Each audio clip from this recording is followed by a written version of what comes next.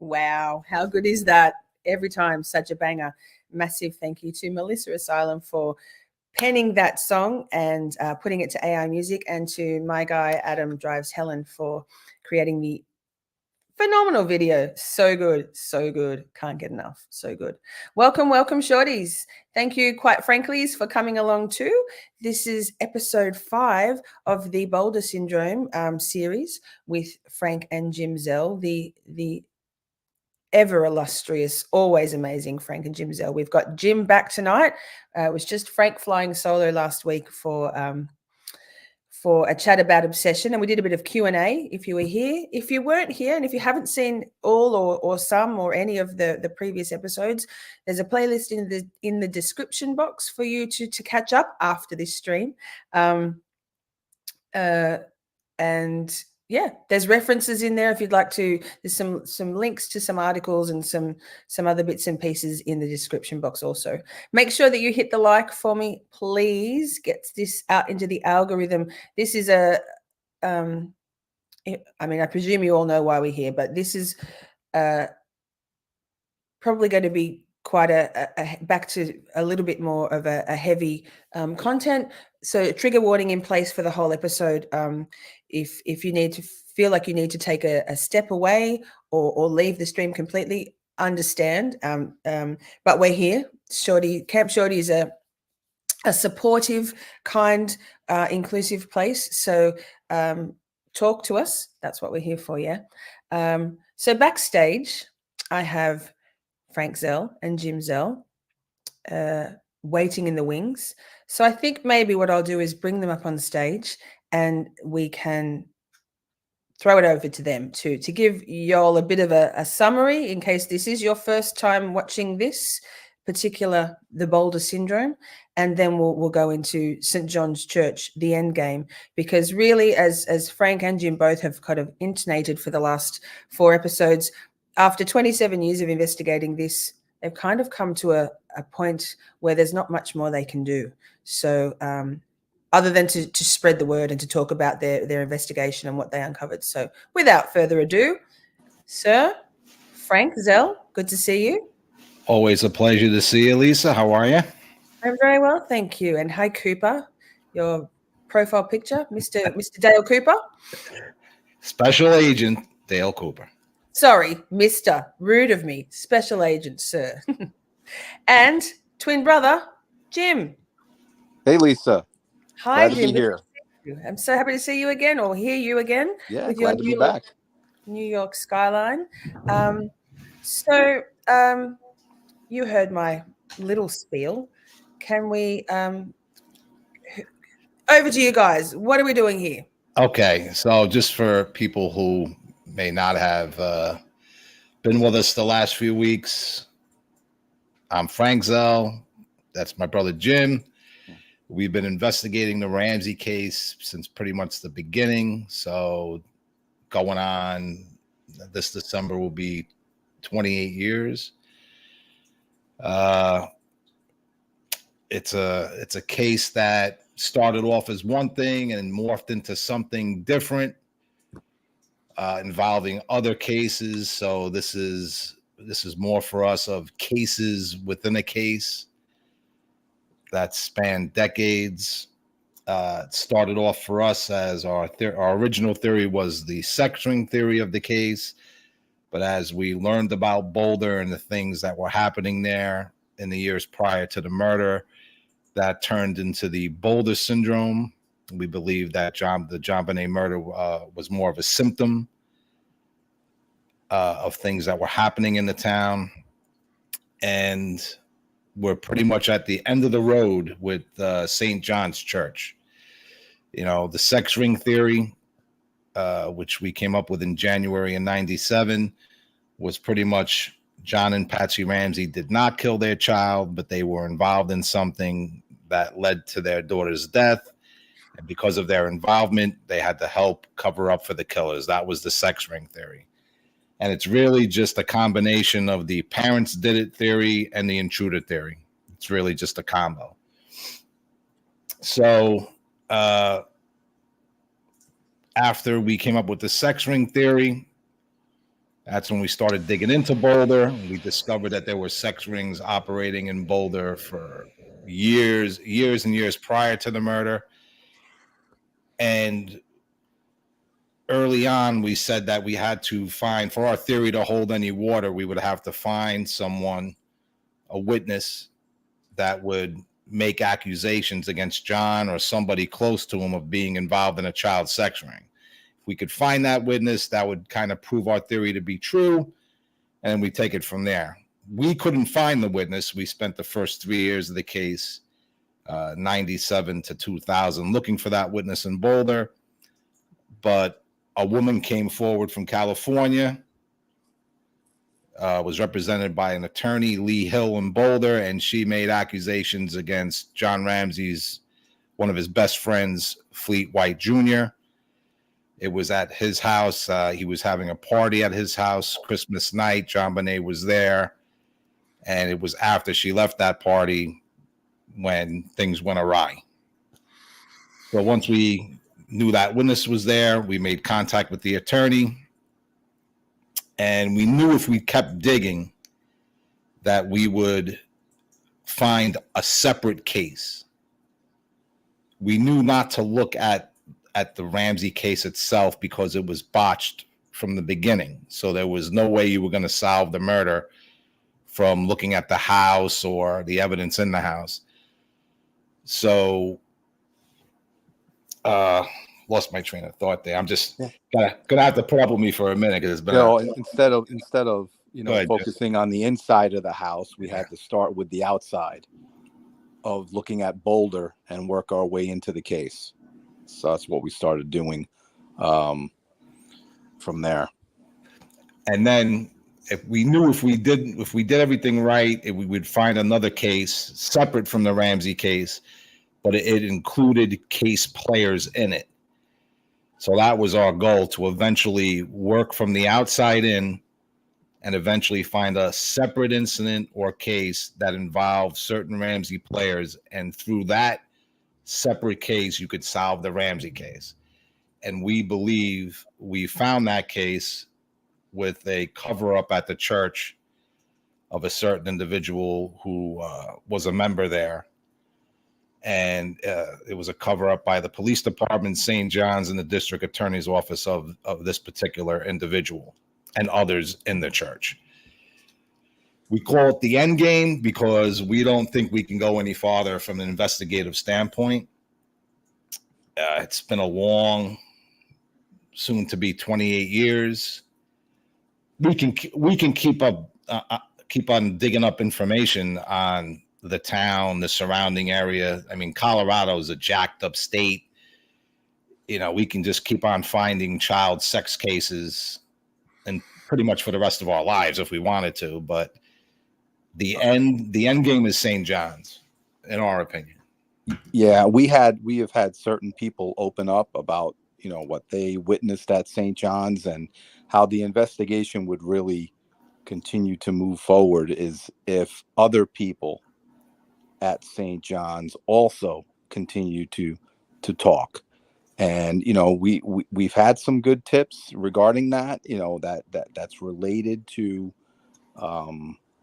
players at St. John's who have contacted us after our interview on True Crime Garage. So there is hope that other people from the area hear these podcasts and will come forward with information, because that's already happened.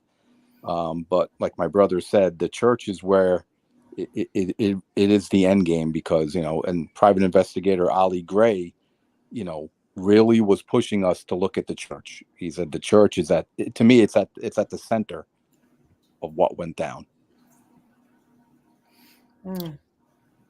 So, I mean, I just urge everybody to,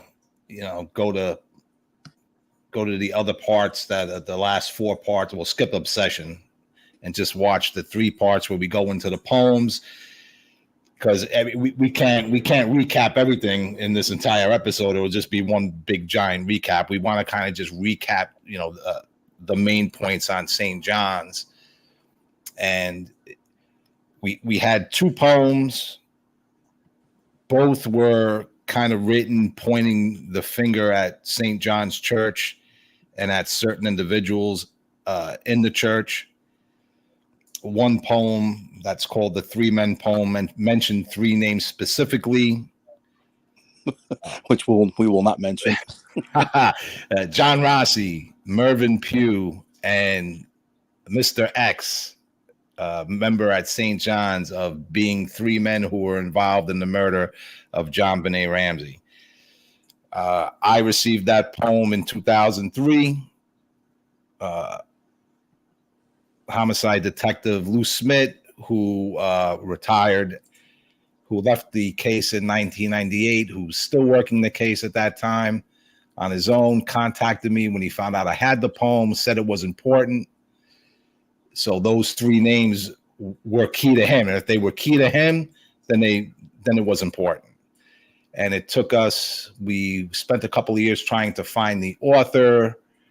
All we had to go on was a Denver postmark, so it was nearly impossible to do so. Lou kind of gave up.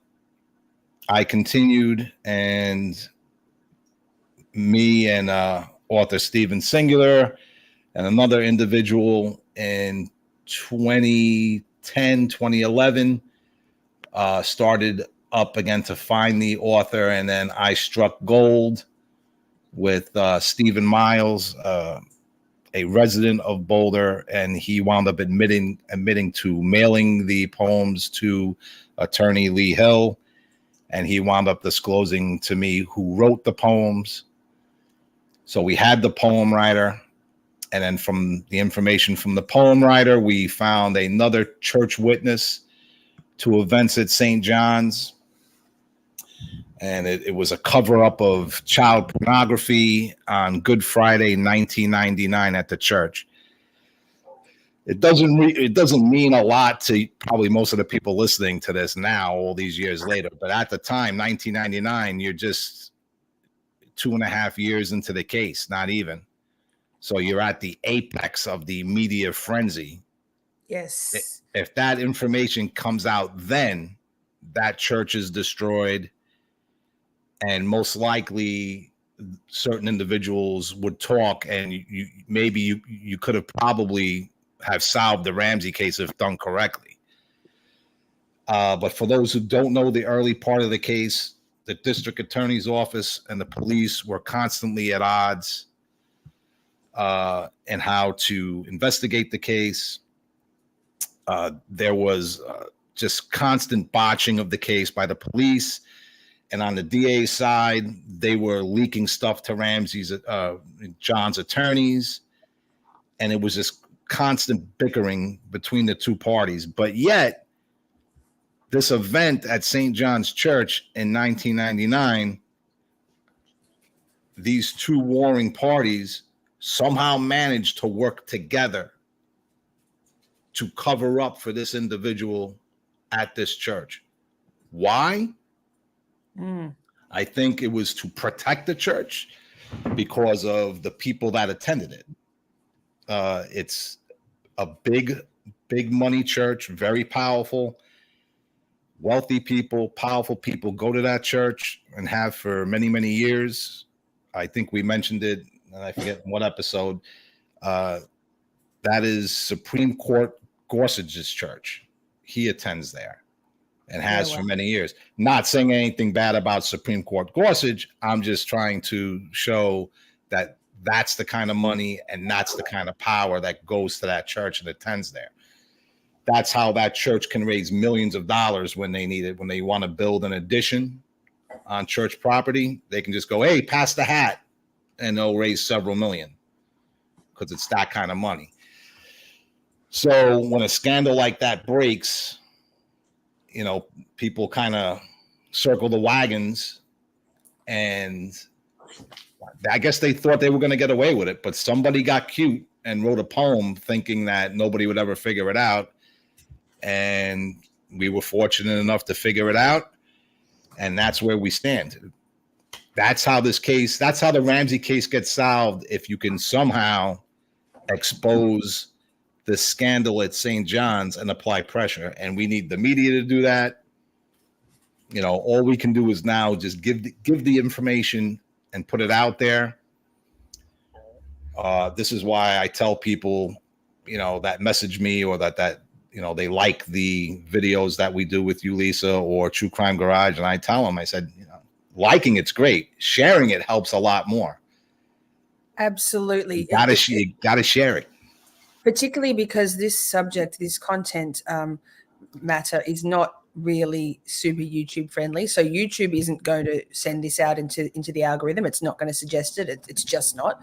So it's up to us to manually, physically, actively share the stream wherever we can to whoever. Send email it to people, share it on your socials, send it to someone who works in film or television documentaries. There's so many ways that you can to help get this message out. It's really important. Yeah, I mean, we're working on a project. I don't know when the hell it's ever going to get finished. Should we say what the project is, Jim, or do we just need to? No, I think it's a project. Huh? It's just a project. Oh, okay. And once that hey, you asked me, I'm telling you, man. I'm being straightforward. Okay. All right. So we're working on a project.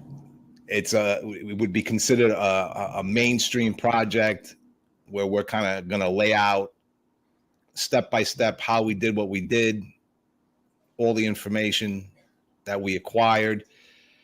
There's some information we can't mention here. There's certain kind of legal ramifications, even though I screwed up in a couple of videos ago. I'll try not to do that again. Yikes. Everyone forgot.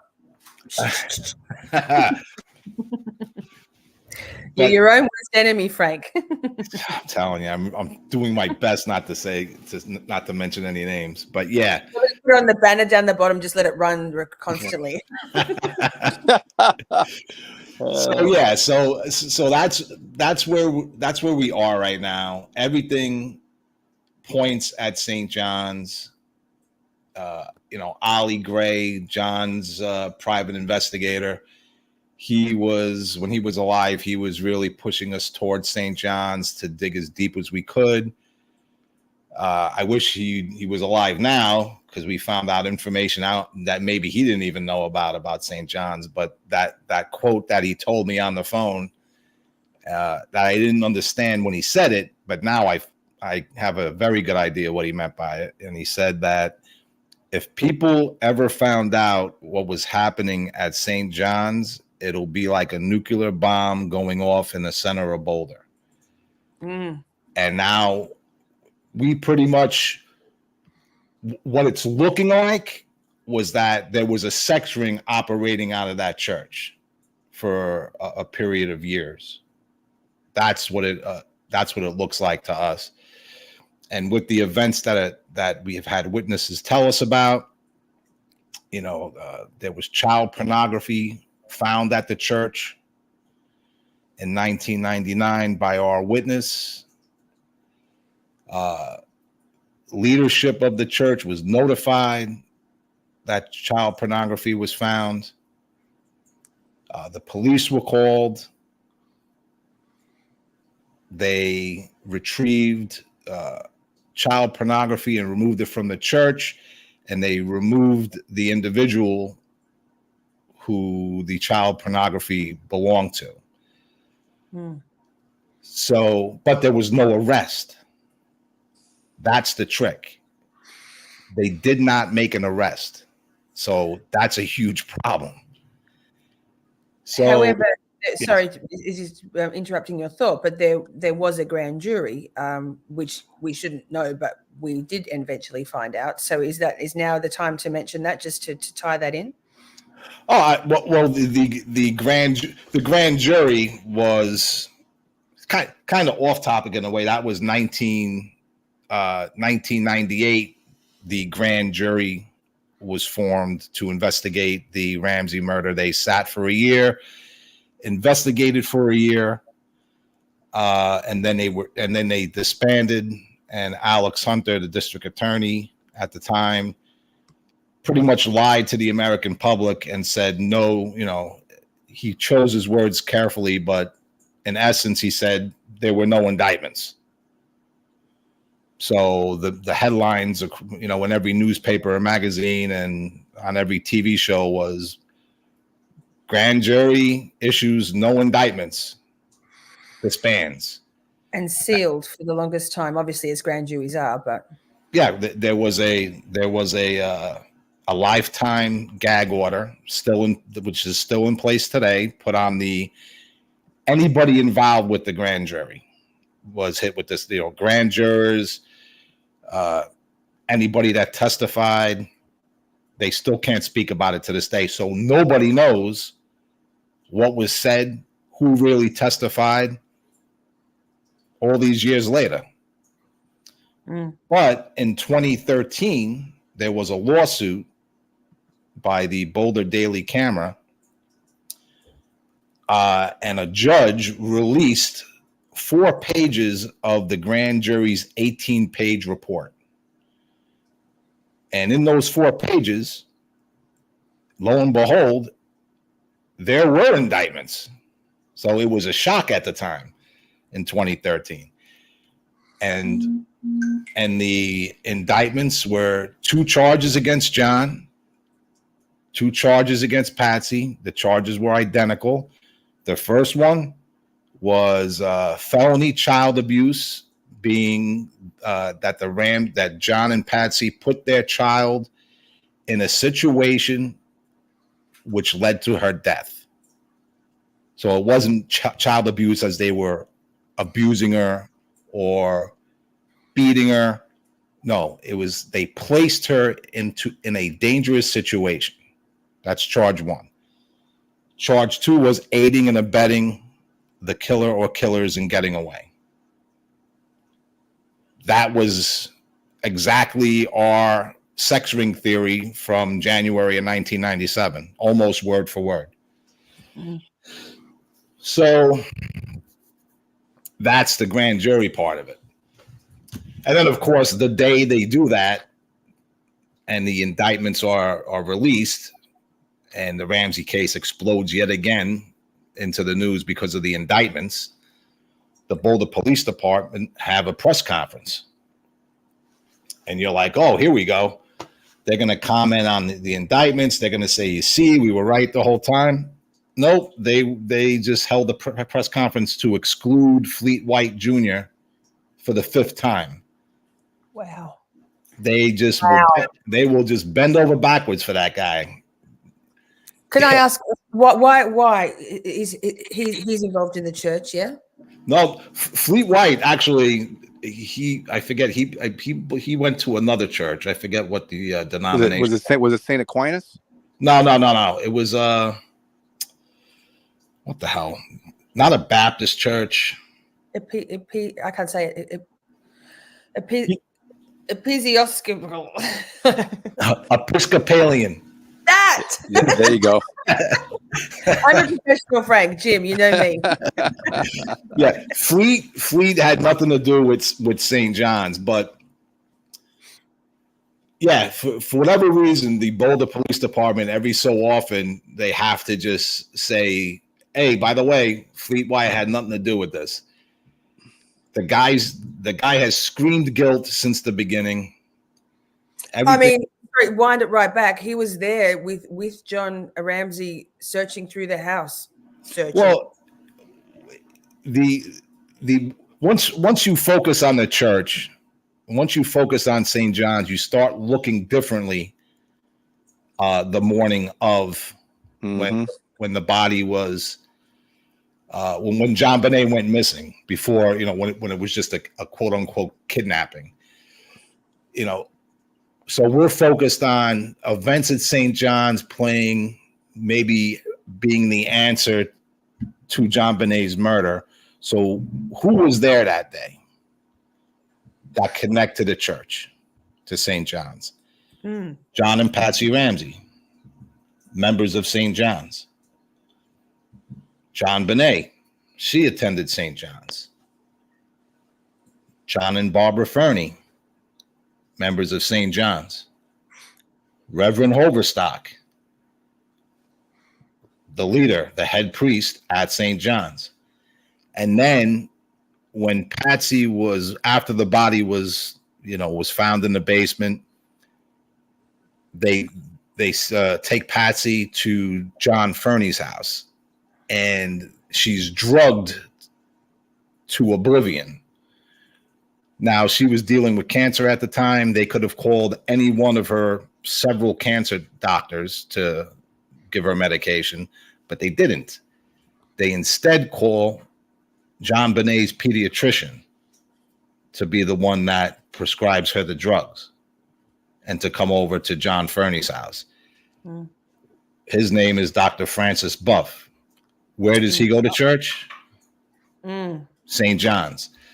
So it was just this contingent of people from St. John's that were there that morning, there later in the day, and then later at John Fernie's house. So you just kind of view it in a different light once you look at the events that happened at St. John's in 1999. Child pornography is found. There's no arrest of the person that had the pornography.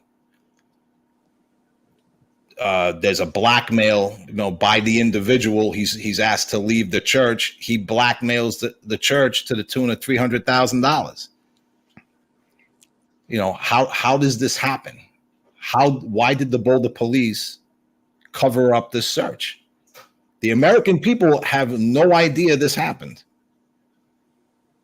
With all the coverage, whatever true crime cases you follow, there'll never be one as big as Ramsay, ever, because of just how things were back then. And it's not a minute-to-minute news cycle like it is today. That's for 5 straight years. That's all it was Ramsay nonstop for about 4 to 5 straight years. But yeah, how they were able to cover up the search at that church, the DA's office too. I mean, there's questions that the public has to ask. This is what our hope is by doing these podcasts, is that somebody in the media will actually think and say, hey, okay, I've never heard this before. We have the names to give. Yeah, we have the information. It's all right there. If like somebody from the Denver Post would contact us, I like, okay, you want the poem? Here's the poem writer's name. Here's our witness. Go talk to them. Here's the individual who had the child pornography. Ask the people. Here's the treasurer of the church who most likely cut the check.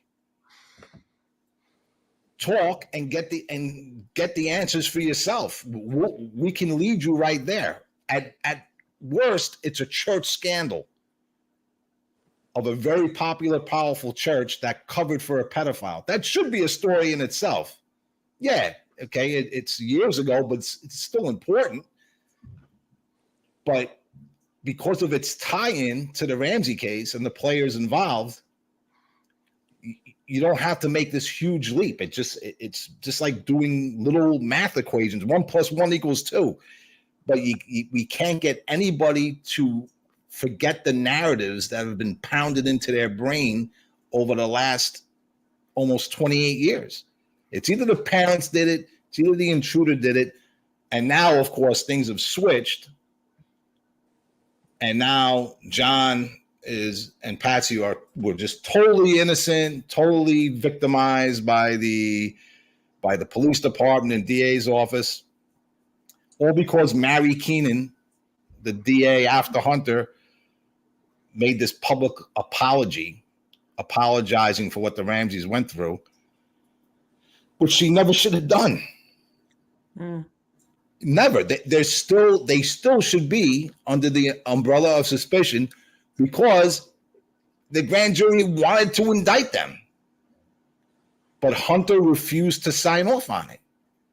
He refused to take them to court.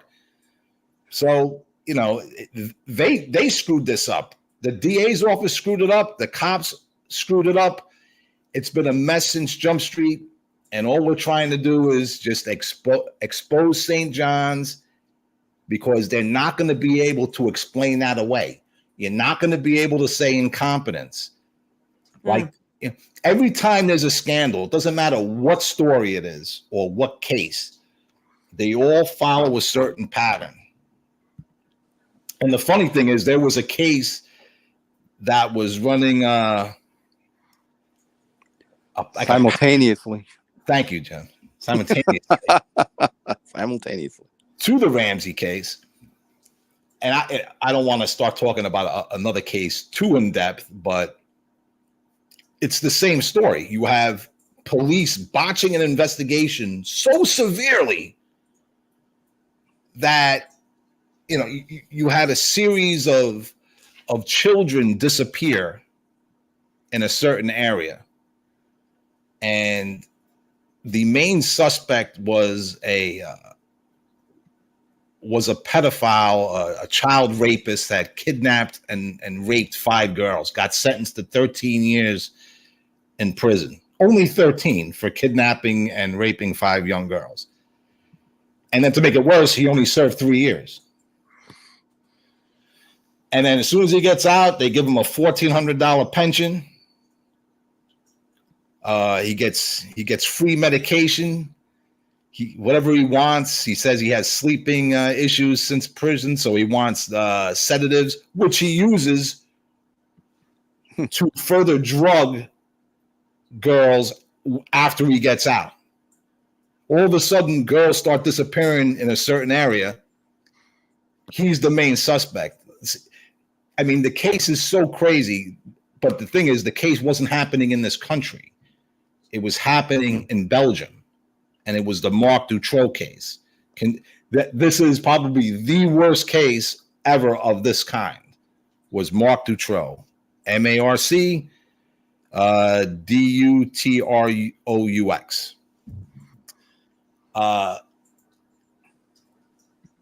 The police, when they searched, he was keeping 2 victims that he kidnapped with his wife was his accomplice, Michelle Martin. He had at least 3 to 4 other accomplices. So this was a sex ring that it included at least 6 to 7 people. They had him under surveillance during the night that he kidnapped. Him and his accomplices kidnapped 2 girls, but they didn't catch it on the cameras were off. They had set up cameras, the police, on his house, but they had it on a timer. The cameras went on at 8 a.m. and shut off at 6 p.m. I mean, this is the kind of excuses that the police were giving the public in Belgium at the time. So 2 of the girls are being kept in Dutroux's house. It's like a concrete dungeon that he built, and the way to get in was through the bookshelf. He gets arrested on a theft charge, and he's in jail for a few months. So they make constant searches of his house. So while he's in jail, he's the main suspect in all these disappearances. They know what he is. He's a convicted kidnapper and pedophile rapist. And when they search, the locksmith that the cops brought with them, you hear children screaming. And the locksmith is like, hey, do you hear that? It sounds like it's coming from inside the house. The lead detective on the case says, nah, I think it's coming from outside. We don't have to look any further. All they had to do was listen and move that bookshelf. They would have found 2 girls in cages who eventually starved to death because they didn't find them. Because that one cop refused to do his job. That wasn't an act of incompetence. It was deliberate. And it took 7 years for them to even go to trial in that case. once Dutroux confessed and his accomplice confessed, there were other people involved, businessmen. A huge percentage of the, I think 3% of the population of Belgium walked out in protest because of the police corruption.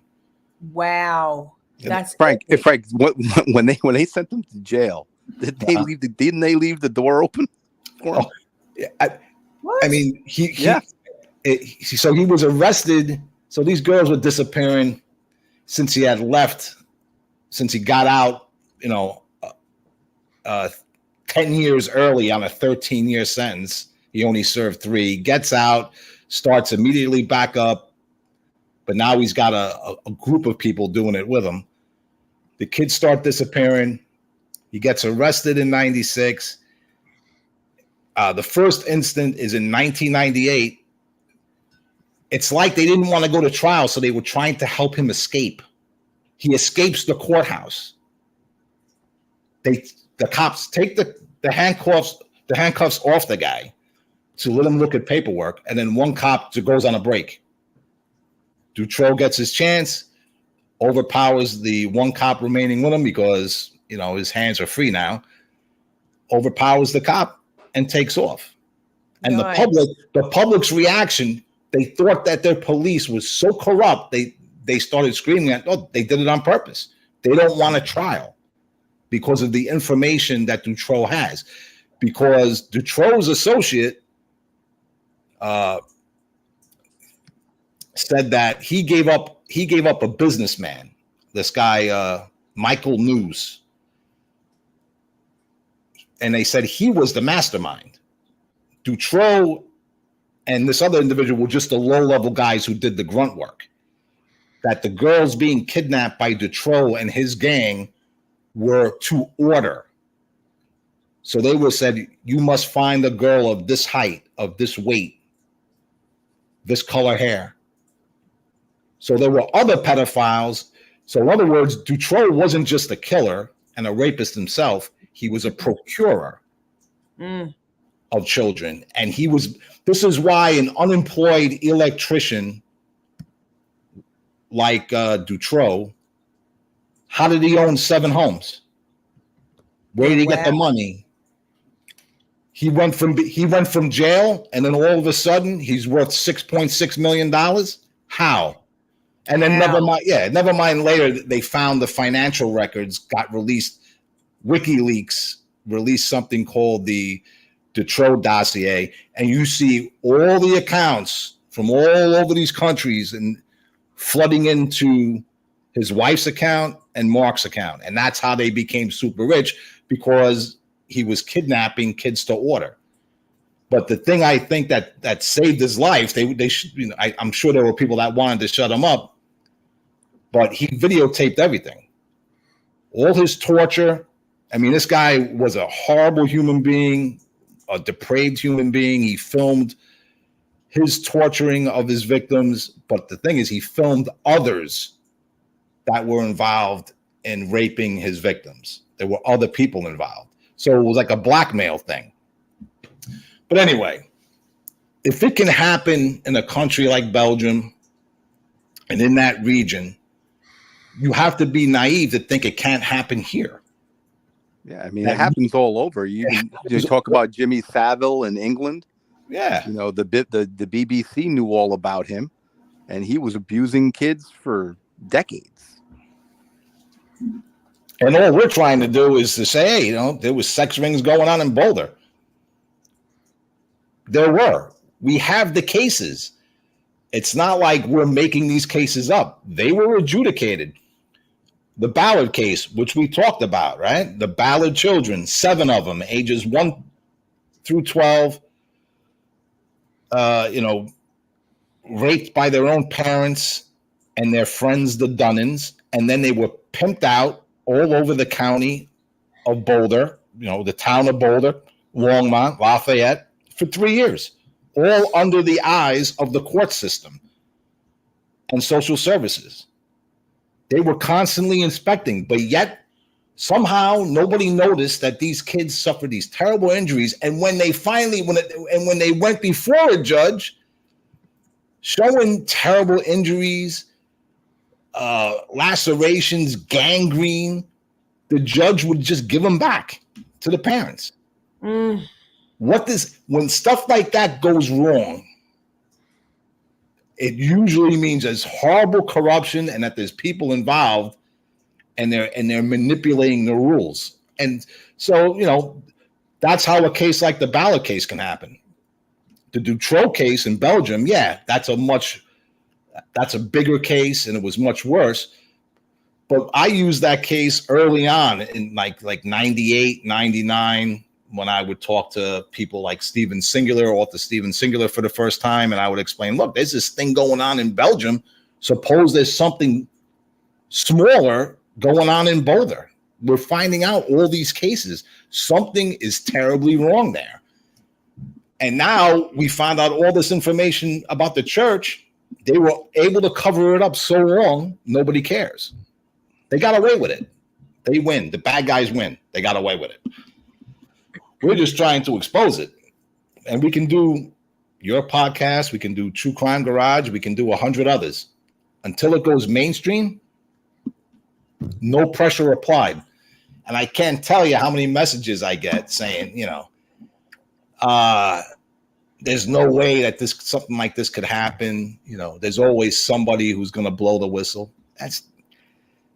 Those kind of messages drive me crazy because the naivete line of thinking, it's hard to comprehend. People cannot afford to be that naive, thinking that, oh yeah, we've been raping kids, but yeah, it's on my conscience. If there's no pressure applied, you're going to keep your mouth shut. This is how the mafia existed for decades in this country. You know, everybody forgets in the 50s that J. Edgar Hoover, what did he say? There is no such thing as the mafia, right? He was lying. Why? Because the mob was blackmailing him because he was a transvestite. So he lied, and it was only through, you know, the larger prison sentences for drugs, and then of course the RICO charges that would pretty much put you away for life. Then and only then did people in the mafia start ratting each other out. You have to have pressure. There's never been an arrest in the Ramsey case. There's no need to open your mouth. All you got to do is stay silent and you're going to get away with things. And that's what they did. And that's how they were able to cover up the thing at St. John's until enough people died, where even if you found out, like, you know, the information we found out, you know, Hoverstock's dead. He died in 2014. You know, Stephen Miles just died, and he was the deliverer of the poem, so he was my witness against the poem writer. Oh, so frustrating. Wait, let me just come. Phoebe just said, "Wait, this is the first time I've heard of JFK being a transvestite." No, not JFK. J. Edgar Hoover. J. Edgar Hoover. Not JFK. No. Yikes. I've got a bunch of people have been asking and some amazing questions to things that what you've said have asked them to wonder more on some things. So do you mind if we go to some of them just while we get them so we don't go too far afield? Sure. Okay, wait. Ernie Birdie, one of my good friends, Ernie Birdie, she lives in Boulder, and she said she would happily be boots on the ground for you if you need anybody to do anything over there, for starters. Oh, we appreciate that. Very helpful. Thank you. People were asking if the church is Catholic, but no, it's not, right? We got to that. It's considered liberal Catholicism. Oh, there you go. Okay, so thank you. Ernie, just on Tommy CPU, I'm talking to Tommy CPU tomorrow night at 5 if you would like to tune into that sidebar. Okay, so Turd Ferguson, who's actually, her name is Melissa Asylum, her grandma is that religion. I still can't say it. Wait, let me see. Episcopalian. Thank you, Jim. There you go. You are the savior. Pierre said she has an apron that says, "Have you hugged an Episcopalian today?" Her grandmother-in-law's. But negligence on the parents' part, and I think we've gone over this in previous episodes, but more than negligence, right, brothers? It's more an active averting of eyes. They were complicit in this, is your opinion, right? Not in the murder, but in allowing their child to be exactly. We said that they were in 97. Our thinking process was that they were involved in something, and obviously it's a sex ring. That's how sex rings operate. Okay. Now, author Steven Singular, in his book Presumed Guilty, you can get it on Amazon. Get the updated 2016 version. There's a ton of information in there. His theory of what happened was the same thing, just with a little tweak. Same as ours, but with a little tweak. He believed that a sex ring targeted the Ramseys because he learned about the same stuff we were learning about the town. So he thought that the Ramseys were targeted. And we would always have our discussions back and forth. And I told him, I said, well, that's usually how that sex rings don't target you like that. It's usually one or more parents are involved. And over the first 2 episodes, we gave you case after case of pedophiles doing things to children with parental involvement. All throughout Boulder, all throughout the decades. Slusher case, Jerry Berry, the Ballards. I mean, you can go on and on. We didn't even go into the Montessori case. There's other cases that we just didn't have time to go into. But yeah. So negligence? No, it's not negligence. The Burke did it theory. Again, I say, I don't know where the hell that started from and why that got any traction. It's just so silly. Think about it. The kid was 9. Even if he, in anger, in some kind of child rage, hit his sister with a golf club and killed her, do you then think the parents are going to be like, oh, how do we cover this up? Yeah, okay, let's create a sex torture device in a garage, wrap it around her neck, twist it so tight that it burrows into her skin where the corn is going to need tweezers to pluck it out, and then let's molest her with a paintbrush. Let's insert it inside of her so we can protect our son. Newsflash for the Burke Did It people. He was 9. Even all they had to do was say, yeah, he's disturbed. You know what would have happened? He would have got medication. He would have saw a doctor, and that would have been it. They're not sending a 9-year-old to prison. So it's just such a silly theory. Drives me crazy. I can't remember. I don't know. I'm sure you may know the timeline better than me. But did that come about after Burke did his interview with Dr. Phil, and people thought that his affect was very odd? I think it's just because he's autistic. And trauma, but then they started to go, hang on, this guy's. Did that Burke theory come about long before that? Because I know Burke was an adult by then. It's been around for a long time, but not to the extent that it is now. I mean, a lot of people think that Burke did it. You've got to do a lot of mental gymnastics though to come to that. That was my most before I had spoken to you guys. That was for me the most plausible, but it was just I've said this before on previous streams about this, but it wasn't ever quite right. It was like trying to make a puzzle where maybe it was the same picture, but the pieces weren't the same cut. They're cut differently. So trying to jam in the pieces of that picture to make the Burke theory be right just could never actually work. Whereas what you guys have uncovered in your investigation really does, like the puzzle, sadly, just kind of fits, right? It explains how the police acted. It explains why the Boulder District Attorney's Office was doing what they were doing. You have to understand, I mean, on the cop side of things, there's a reason why you had to look at the parents. One, of course, in the majority of these cases, it's usually somebody within the family. That's so for starters, they're looking at the parents. But then you got the ransom note written on their notepad. The pen was theirs. Not many people, I guess a lot of people know it, but there was a practice ransom note written before the ransom note was written. So the person took their time in writing the note. The garrote was the paintbrush used to fashion the garrote was Patsy's. The bodies found in the house. So there was plenty of reasons to look at the Ramseys. Their actions, they lawyered up immediately. Patsy has talked to the police. She talked twice. 1997, 1998, same with John. That's it. Ever in this case. So, yeah, there's reasons to suspect them, but then the DNA doesn't match. No. So, okay. So everything points to the Ramseys, but the DNA don't match. So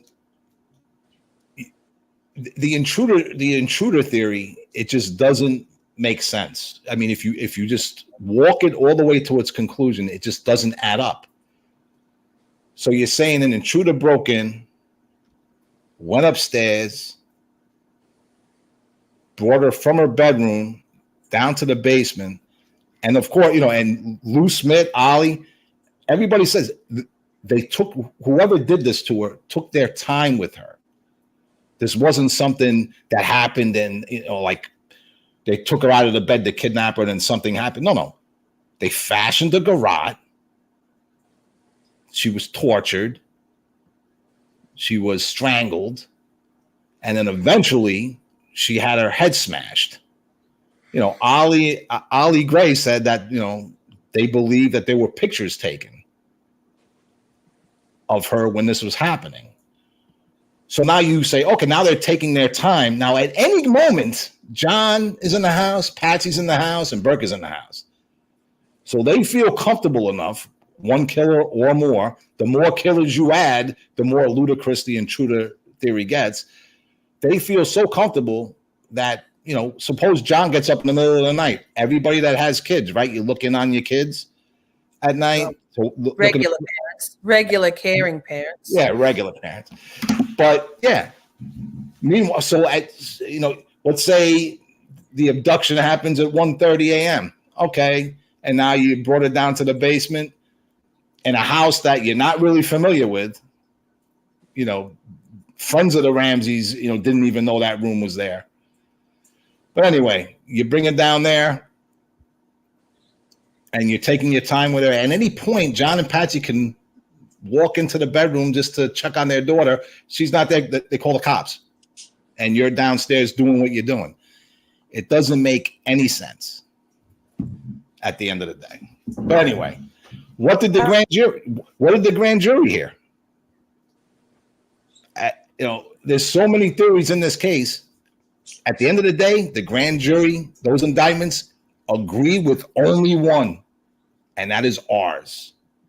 Word for word, our theory from 1997.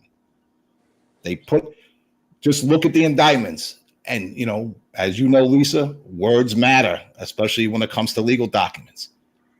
The child abuse indictment against both parents put their child in a situation. Ask yourself, what situation did they put their child in? They had to hear something. During the year they were investigating the case, they must have heard testimony.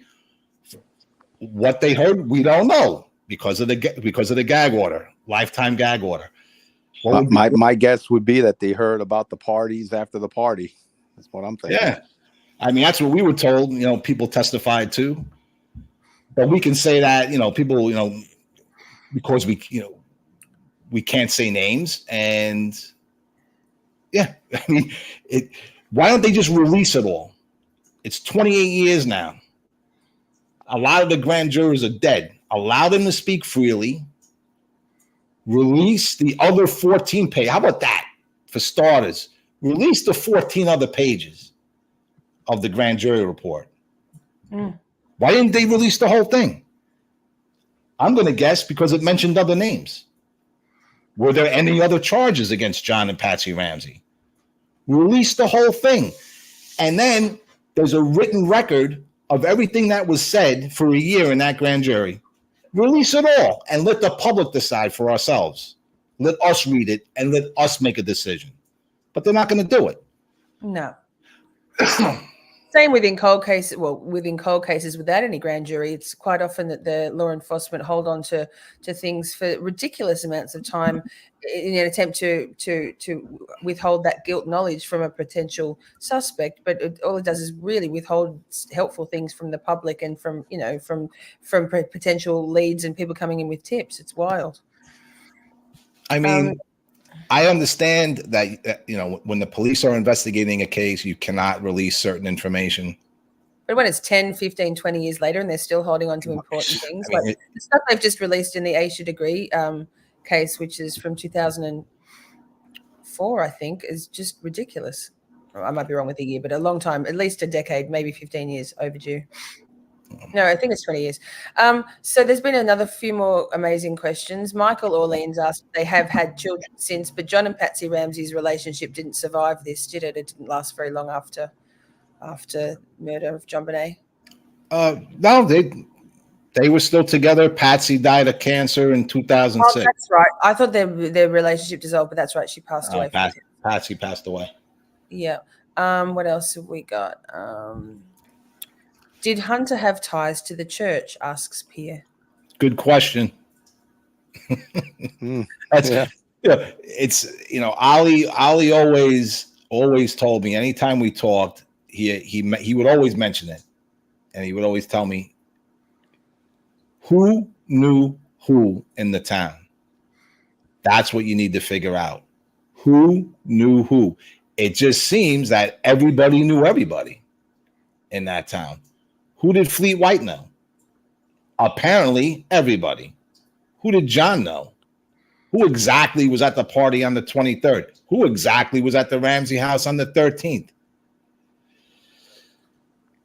Who was at the white party on the 25th?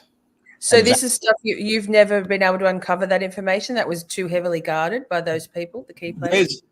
There was a list of the 23rd, but you hear constant information, behind the scenes that it's an incomplete list. Not everybody who was there is on that list. And you heard the same thing for the white party on the 25th. And see, this is for example, the individual at St. John's, the pedophile, okay, caught with child pornography. What do we know about this individual? All right, so through our church witness who befriended him in 1998, and he even started to groom the witness, my church witness, to get to her child. So he started telling my witness about all the fantasies he was having about was in the church, his fascination with incest, his writings about incest, and my witness would tell him, "You can't do this. It's a sin. What you're thinking and what you're telling me is a sin. You can't." She was trying to stop him, and when she knew, and he would just continue, and to the point, my church witness went to Hoverstock and the leadership of the church to complain, say, "You got a problem here." And she was dismissed. And the line used by Hoverstock, she said that Hoverstock told her to go light a candle. Hoverstock knew about that guy in the early 90s. For people, for most people here, if it's the first couple of episodes, we have a tip line call. This is one of the few documents. Well, it's not in the public realm because It isn't. It was leaked to us by a third party. And in this tip line call, sorry to interrupt you, but I could very easily redact that, so like thoroughly redact it, so that we could anyway. Just a suggestion. I can do stuff like that. But anyway. I mean, but it would almost be to the point that it would be so thoroughly. Oh, I guess you could, as long as the names aren't used and addresses. There's an address. I could easily redact that. We'll talk. Yeah, about that. yeah, we can work on that. But where was I going with the tip line? Oh yeah, so we know this Mr. X at the church has been caught with child pornography. We know that the tip line call, Mr. X's sister alerted the Boulder Police Department in 1997, right after the murder, that he was a pedophile that had sex with his sister from the ages of 10 to 18. So the police knew from the beginning about this individual. So did the district attorney's office. For whatever reason, nothing was done until 1999, when my witness finds the child pornography at the church. The police come, remove the pornography, remove him. He is not arrested. The vestry members of the church, which is church leadership, have a meeting with Mr. X present, because Mr. X is also a vestry member. He's told to leave the church. He says, I'm not going anywhere. And then tells them, if I go down, we all go down. That's a quote from people present. They cave into the blackmail, pay him $300,000, and then he leaves with his wife.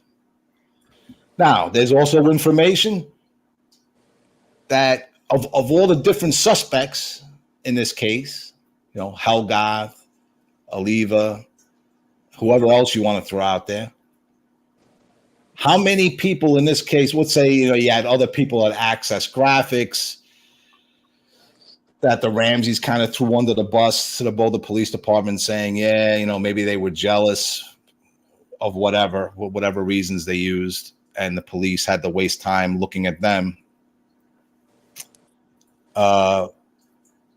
JonBenét spent time in this guy's house, this pedophile. There is nobody that meets the criteria of the number one suspect than Mr. X. And then there's information that puts him at the house 2 weeks before the murder. But yet nothing's done with this guy. And then the district attorney's office and the police cover for him when they catch him red-handed. Explain it to me. Make it make sense. And then the scary thing is there's 4 to 5 other people in the church along with Mr. X doing the same thing he's doing. But we don't have those names, and most likely never will. Ollie knew him, but Ollie was so tied up in non-disclosure agreements, he couldn't tell us. That's why the blackmail was effective with Mr. X. His quote of, if I go down, we all go down. He's probably referring to the 4 to 5 other people in the church. He was probably doing these things with them. And more starred questions. I mean, we'll let you get out of the tornado you're in, Frank, and calm a little bit.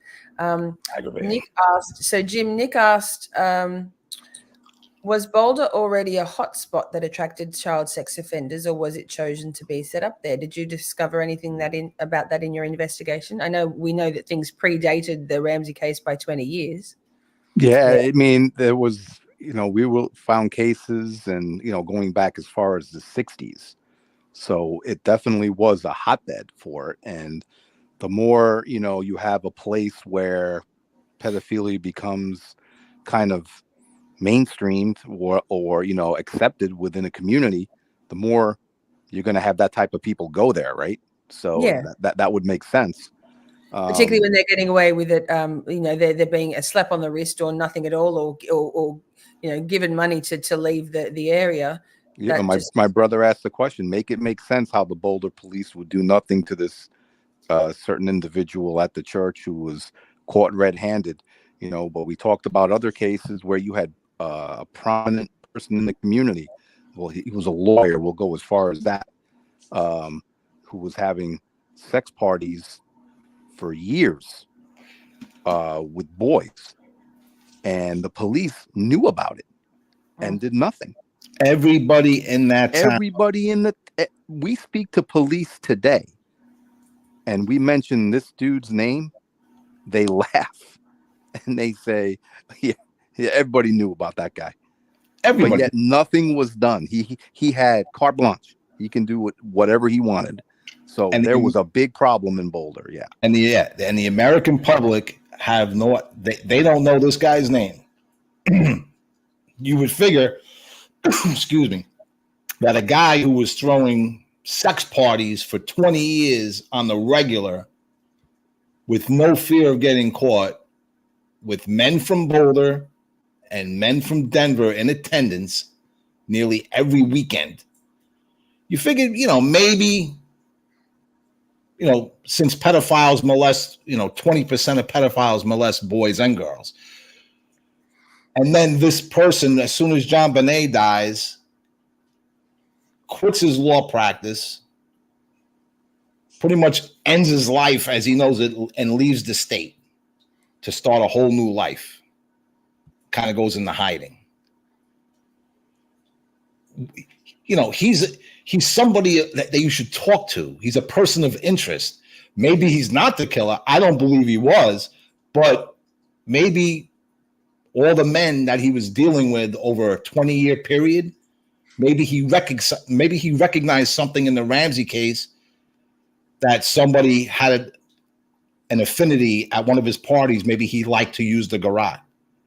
Something like that. Maybe he saw something on how this kid died and he was like, damn it. It may be somebody I partied with. I need to get out of here. It's just common sense that you would talk to this individual. But no, this guy was protected high up on the mountain by the Prince of Darkness. Untouchable. I mean, I don't know how many cops, Lou said he knew. Ollie said he knew about him. A commander at the Boulder Police Department at the time admitted to me that he knew. And I think with 8 or 9 people already, officials, victims, the victims that his victims, when they were telling me what was, their story about this man, they would say everybody in the town knew. It was this open secret. The guy wasn't afraid. Nikki asked, did you guys know early on that you would be going after a ring of perverts, or did you think initially, Jim, did you think it was one guy? No preconceptions, just went into it looking at beyond the house. We were looking at the case because it was, as my brother said in the very beginning, something was off about the case. Things didn't fit right, things weren't making sense, and because we looked at other cases in the past, you kind of pick up on some patterns, and we figured that it might have been something bigger or more people involved than what was being put out in the press. Yeah. We found out about Boulder so quickly. It didn't take long. It only days. And all of a sudden we're here. I'm sorry? You said days. Took days. My brother talks to the librarian, and then I talk to the mechanic. And next thing you know, I talked to Dr. Bob McFarland, who's telling me he's got kids lined up around the block talking about child sexual abuse. That fast. So, and that's how we formed our theory. We knew, we're hearing reports of people that live there talking about sex rings. So that's why we formed the sex ring theory. It wasn't because, we just watched it on TV and said, oh yeah, it's a sex ring. No, people were telling us that it was going on in the town. So we said, okay, maybe that's the reason. And then the more we learned, nothing ever countered or had the ability to change. If we would have came across any kind of evidence to shift our focus, we would have. but we were proven right. How can me and my brother say a witness is going to come forward in 1997 that's going to make claims of child sexual abuse against John or someone close to him, and then 3 years later, a woman comes from California and makes accusations against John's best friend? How did we know that in 1997? We're not psychic, so the only other option is our theory's correct. Mm. You know, how did we know? How did we know that there would be these sex rings in Boulder? We were given hints to it because it was there. I mean, Boulder created this culture where it was safe for pedophiles to operate there. You know, I use that expression. If you subsidize a problem, you get more of that problem. Absolutely. And that's what it did. That's what Boulder did. Wild. Pierre asked, is the DNA still unmatched? Yep. It's, you know, if people that pay attention to the DNA, you're going to, you know, 28 years, you're waiting on a hit that ain't never going to come. You can keep on waiting. What is the definition of, what's that saying, Jim, about insanity? Yes. Oh, yeah. You know, you keep on doing the same thing, expecting different results. Yeah. You keep on hoping. It ain't never, if you can't get the hint now, 28 years later, that they don't want this case solved, I don't even know if you can trust the DNA at this point. I mean, why was Ali trying to test people that supposedly got excluded in 1997, 1998, 1999, 2000? Why? Why was he trying to retest? Because, as he would tell me, he goes, don't trust the results. You cannot trust the department. You cannot trust the DA's office. So where are you left then?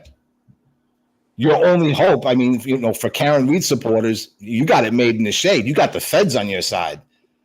For whatever reason, the feds did not want to get involved. Even though John was the president of Access Graphics, which was a subsidiary of the largest defense contractor in the United States, the Lindbergh law should have been enacted immediately because it could have been an act of terrorism. The ransom note even said a foreign faction. The FBI should have took over that day. As soon as that ransom note comes out, they should have just said, "Oh, we got it." The FBI would have solved this case in less than a week. Because pressure would have been applied. You lie to a Fed, you're going to prison. That's how it works. Once you lie to an FBI agent, if they prove it, you're going to prison. So hence, people tend not to lie to them. And also, the FBI have full access. You know, their powers are far greater reaching than, you know, local police departments or, like, obviously the feds can find out whatever they want to find out, everything. So, Astro Lunachick asked, do Frank and Jim think this was a ritual sacrifice? No. I know that there is something mentioned like that in the Manchurian Doll, no?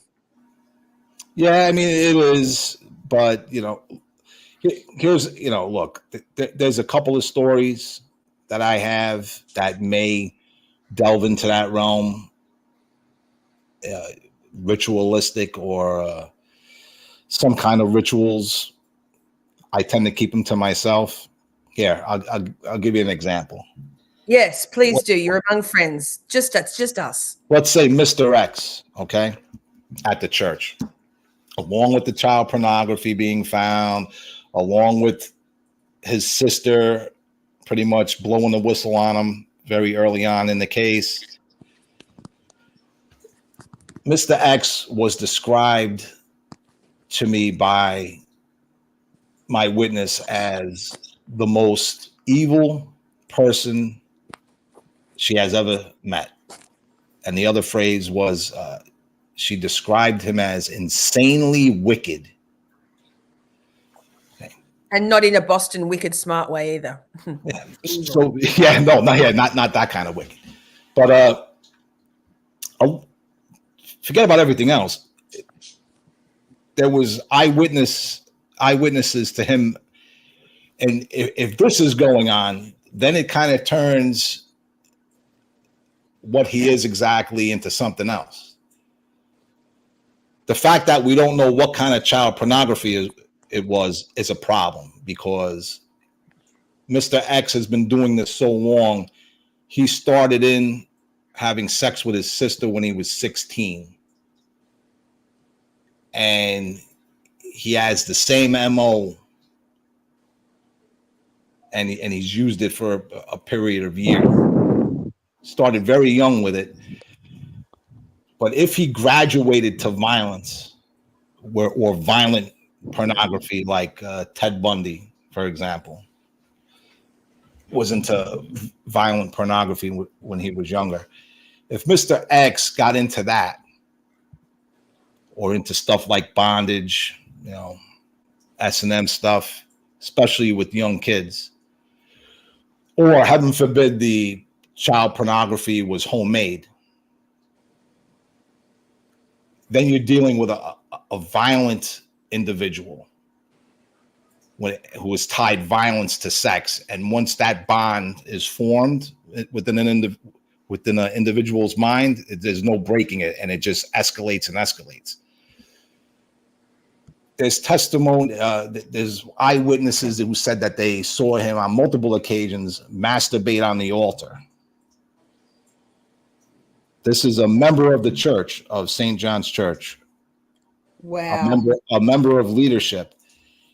If he's desecrating the altar, that's something else, because now he's not what he portrays himself to be. He's not a Catholic. If you're desecrating the altar, you're something else. Yeah, it's like the church in Louisiana. Yeah. There was a young pastor in a parish in Louisiana several years back, very popular, growing population, growing membership of the church. And, he was just a wonderful preacher, but he got caught. He was preaching the Bible on Sundays, and during the week, he was having orgies and satanic rituals on the altar on Wednesdays and Thursdays. Yes. And he got caught. So they fired him. But that's what I'm saying. Sometimes you have people who believe something else, and they portray themselves to be a Christian or a Catholic. So that's my fear with Mr. X, is that he may have been something else. What kind of pornography was found and how would go a long way in telling us what exactly this monster is. What kind of monster is he exactly? But since they covered it up, we'll never know. What did the cops do with it? Give it back to him? Destroy it? Well, we have no idea. Because in the public's mind, the search never happened. Yes. This is interesting. Then Nick asked, who's protecting him, though, or who's in charge? I think, I guess I didn't see the him there, but do you think the police in Boulder and the church are in collusion with everybody having something on everybody? So it's a vicious cycle of, knowing that no one's going to talk because they all know what's going on. Is that what you think's happening? Yeah, that plays a big role. Boulder is, they're kind of out of the way. They're at the foothills of the Rocky Mountains, just by themselves. And it's a very weird community. They call it the land of 1,000 cults. Ton of drugs and a ton of cults is going to lead to bad news. Yeah, I think, and everybody knows each other. It's just kind of, everybody has an incestual relationship. It's like the DA's office hangs out with a lot of defense attorneys, and a lot of the defense attorneys know the cops. And it's just this weird dynamic. And there was stuff going on in this town for so long that even if it had nothing to do with Ramsay, people started, it was CYA time, cover your own ass. Because they were afraid that an investigation into certain avenues in the Ramsay case could expose what individual A was doing. Not involved with the murder, but maybe they were involved with something else. So everybody just started keeping secrets. Ali told us, When he was brought on to work the case, within 2 weeks, they identified 4 sex rings operating out of Boulder. It wasn't that big of a population back then. You remove the college population of Boulder, 60,000 in 1996, but you have 4 major you have 4 sex rings, at least 4, including college professors, city officials, businessmen, and then 2 major child pornographers also operating in Boulder. This is what was going on there. You mean the cops? The cops were protecting the lawyer who was having sex parties. The list where that Christopher Anderson had, that about prominent businessmen getting picked up and abusing children, that was never divulged. You had the one of the children from the Ballard case who told me that the police were in charge of orchestrating his abuse. Not every policeman, but there was police involvement. So you tell me what was going on in that town. Not to mention prominent city officials who were caught with child pornography in their offices. You tell me what was happening there. And then you have at the sheriff's office. Forget the Boulder police. What about the Boulder County Sheriff's Office, right?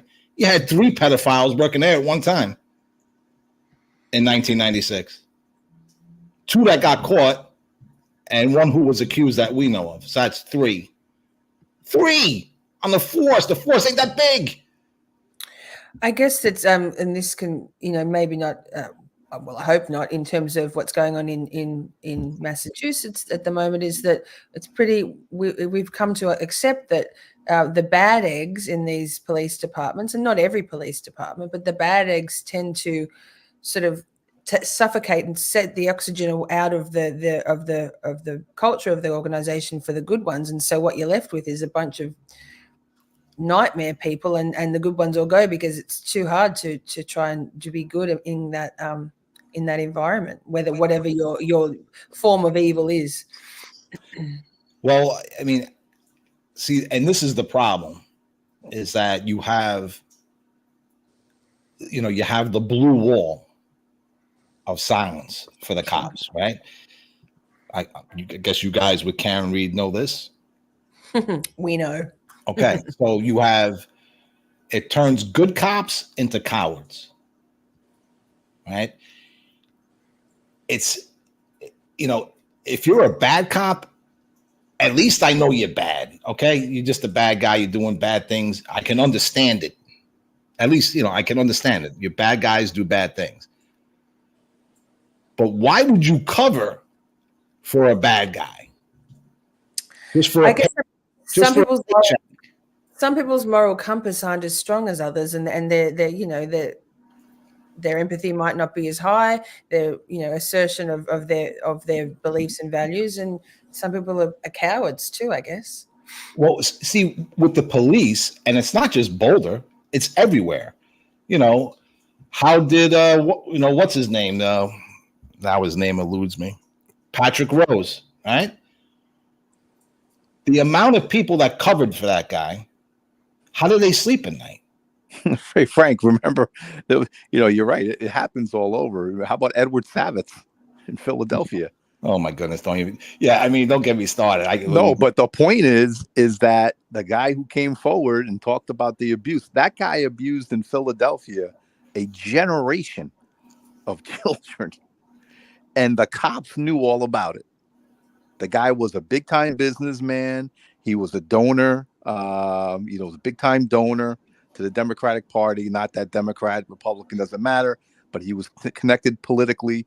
And the cops said the same thing that they say in Boulder. Everybody knew about this guy. He was abusing kids left and right. Nobody touched him. Nobody. But going back to Patrick Rose, how does a guy, accusations, a child comes forward talking to that Patrick Rose, was raping him. Internal Affairs substantiates the claim. He's not fired. He's not demoted. He's not suspended. Nothing. They protect him. So how many people were involved, right? Multiple internal affairs officers knew about this. His Rose's supervisors at the time knew. And because of the allegations, he had people at City Hall and commissioners knew. So everybody turned a blind eye to the point where this guy felt so protected, he found the kid who made the accusations and raped him again because he knew he was untouchable.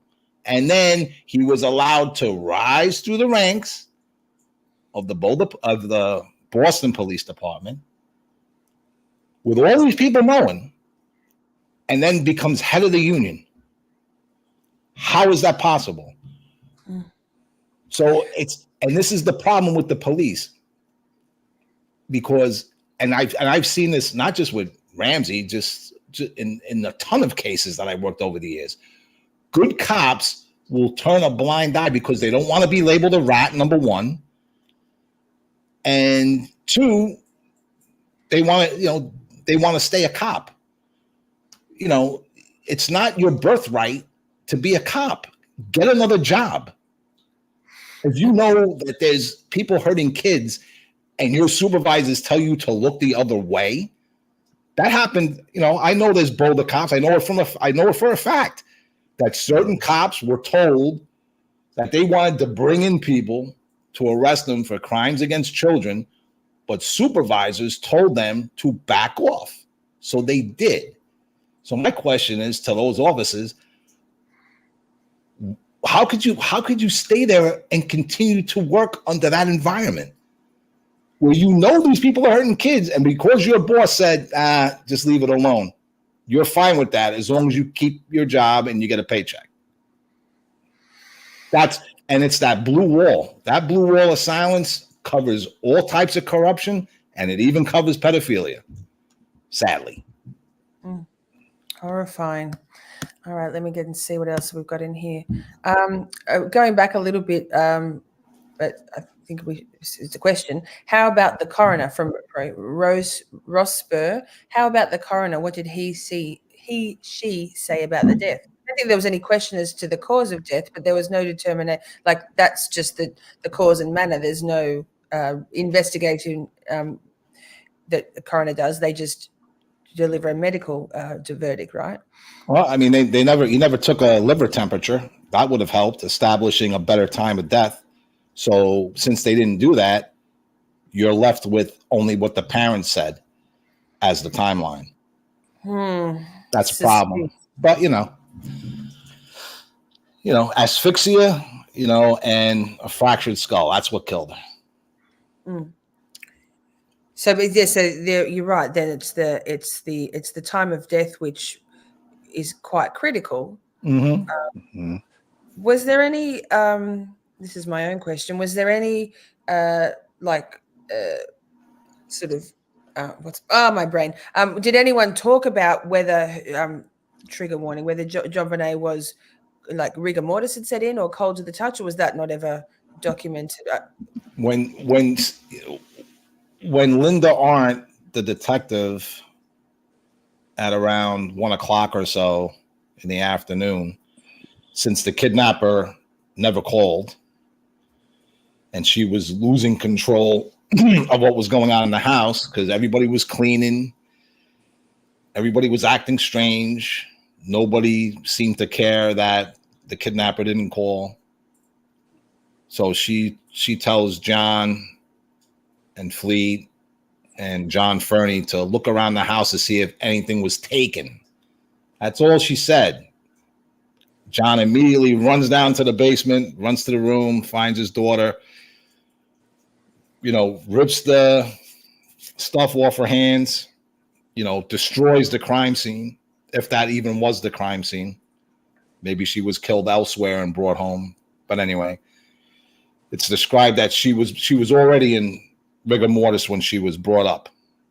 John was holding her like a piece of wood. He had his arms outstretched, the body kept away from him.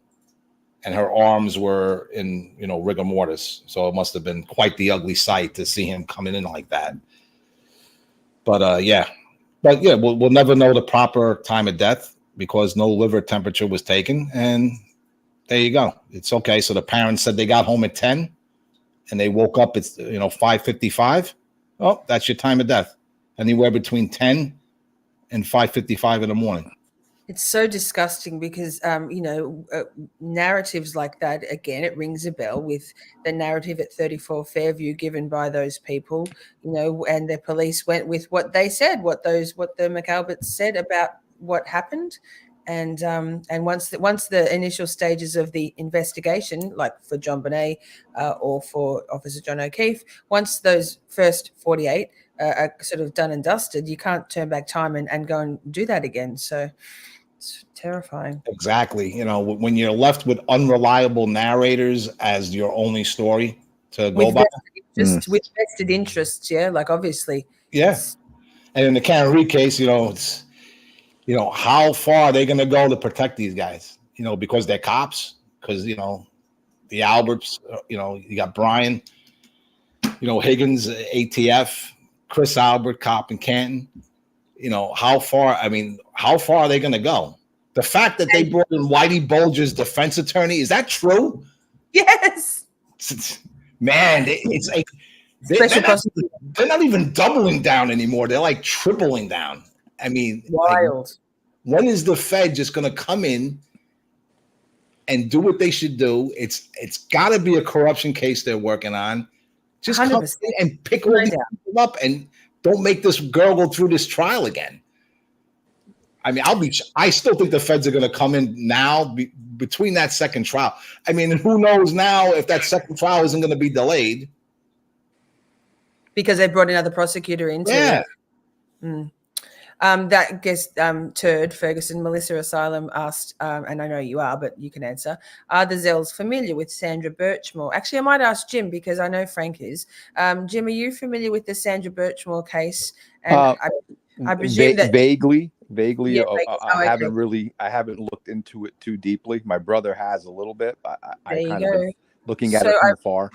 I presume that Melissa's asking, do you think that cover-ups and stuff is more common than what we, the people, think? I guess what you've uncovered over the years, Frank and Jim, would suggest absolutely cover-ups and corruption is far more widespread and prolific. Absolutely. 10%, and I'm using the low end. 10% of pedophiles are police officers. They use it because it gives them access and control and power over kids. It's just a sad fact. Type in police chief pedophile and see how many different stories that you come across. And we're talking chief of police. Then do SWAT team guys. You'll find every state, almost every town. You got Boy Scout leaders, Girl Scout leaders. That's a big one. Teachers, anything with access or control over a child. Pedophiles also know that if you become a cop, the control it gives you and the power it gives you over a child. But yes, Sandra Birchmore, 3 cops, when is it going to come out who the other men were? Who were they pimping her out to? Right? William, why did they want the footage for? Why did they ask Sandra to videotape her sexual escapades with these other men? Who were the other men, for starters? And why did William want pictures and video of it? Was it for blackmail? Because if it was city officials, I mean, who knows how many other girls other than Sandra was it? Because if they did this to Sandra Birchmore, there had to be others. Absolutely, guaranteed. Yeah, I mean, Frank, you take it to like a higher level, right? Lisa, I don't know if you followed the Ghislaine Maxwell case, the trial. Yeah. Ghislaine, yes, I do. Yeah. during that trial when they were talking about the items found in the house, they found, pictures of people on the island, and every time you're expecting the information like, oh, okay, who were the main people? Oh, yeah, that's redacted. Oh, then they had videotapes that were found in the bedroom of the abuse. Okay, who's on the videotape? No, that's redacted. It's everything is redacted. You always find out, like, for example, you go back to the Ballard case. The Dunnins and the Ballards are caught pimping out their kids all over to different towns. Who were the people involved? Never know. You never get the extra people. So yeah, cover-ups and concealment does exist, national and on lower levels. Goodness. Yeah, I think I mean, I've touched on this before. It's that it shouldn't be surprising to people that cover-ups and corruption and nepotism and all that sort of stuff goes on at every level in our society. It starts from in kids' sports teams where one kid gets picked over another because the dads are friends, and little things like that, favors for favors, and so I don't think that corruption and cover-ups come from sort of Dr. Evil plans necessarily. They just they snowball, and people's moral compasses shift as they become more okay with little bits of corruption and favoritism and what have you, and before they know it, they're covering up a murder or covering for a pedophile ring because for whatever reason it's normalized to a certain degree across the board in society. So I don't understand why people find it so hard to believe that up in the top levels of law enforcement or government or business that there is corruption when we see it every day, all the time, even favoritism at work. It's all the same, brush. Yeah, I mean, when corruption, takes a hold, we call it, when towns go bad. People find it hard to believe. Oh, a town can't go bad, can it? Oh, yes, it can. Oh, yeah, Canton. When corruption takes hold, like the town that we grew up in, West New York. It's just culture. It's sorry to interrupt, but it's culture. It's basically the culture of the friends group, the family, the organization, the business. It's just if things become okay, then they stay okay. Yeah, it's that's how business it becomes business normalized way of doing things. It becomes and it's hard to disrupt it. This is the way we operate here, and don't mess with it. And you learn just to if you're a cop, either you turn a blind eye to it and you don't do anything, or you join the party and you get on the payroll. And then at least, okay, I'm a bad cop. Now I'm making money. Like in West New York, like Canton. Canton, you got a bad police department there. The Mass State Police, not good. Stoughton, you had what's going on with Sandra Birchmore. What happened with in the city of Boston with Patrick Rose, not good. And now Enrique Elgato Garcia, like that's another one that's just come out. It's shocking. Yeah, he was a cadet. I vaguely, I think I've seen a couple of stories on it. Cadet, and it was some kind of hazing thing gone wrong. Yes. It seems the Mass State Police claim it was an accident or a training exercise, a boxing training exercise. But the kid, well, he's 25, but that's a kid to me, had 3 broken vertebrae, all his teeth smashed out. This is not something that happens. It's supervised, from what I understand, like filmed. All their training exercise. There's CCTV. Like in the Sally Pod in Canton, like this. Yeah, something's very suspicious afoot. And of course, MSP have been doing their best to shuffle it all. Disgusting. I don't know. We missed the question here. Did somebody ask a question about the poem? I don't know.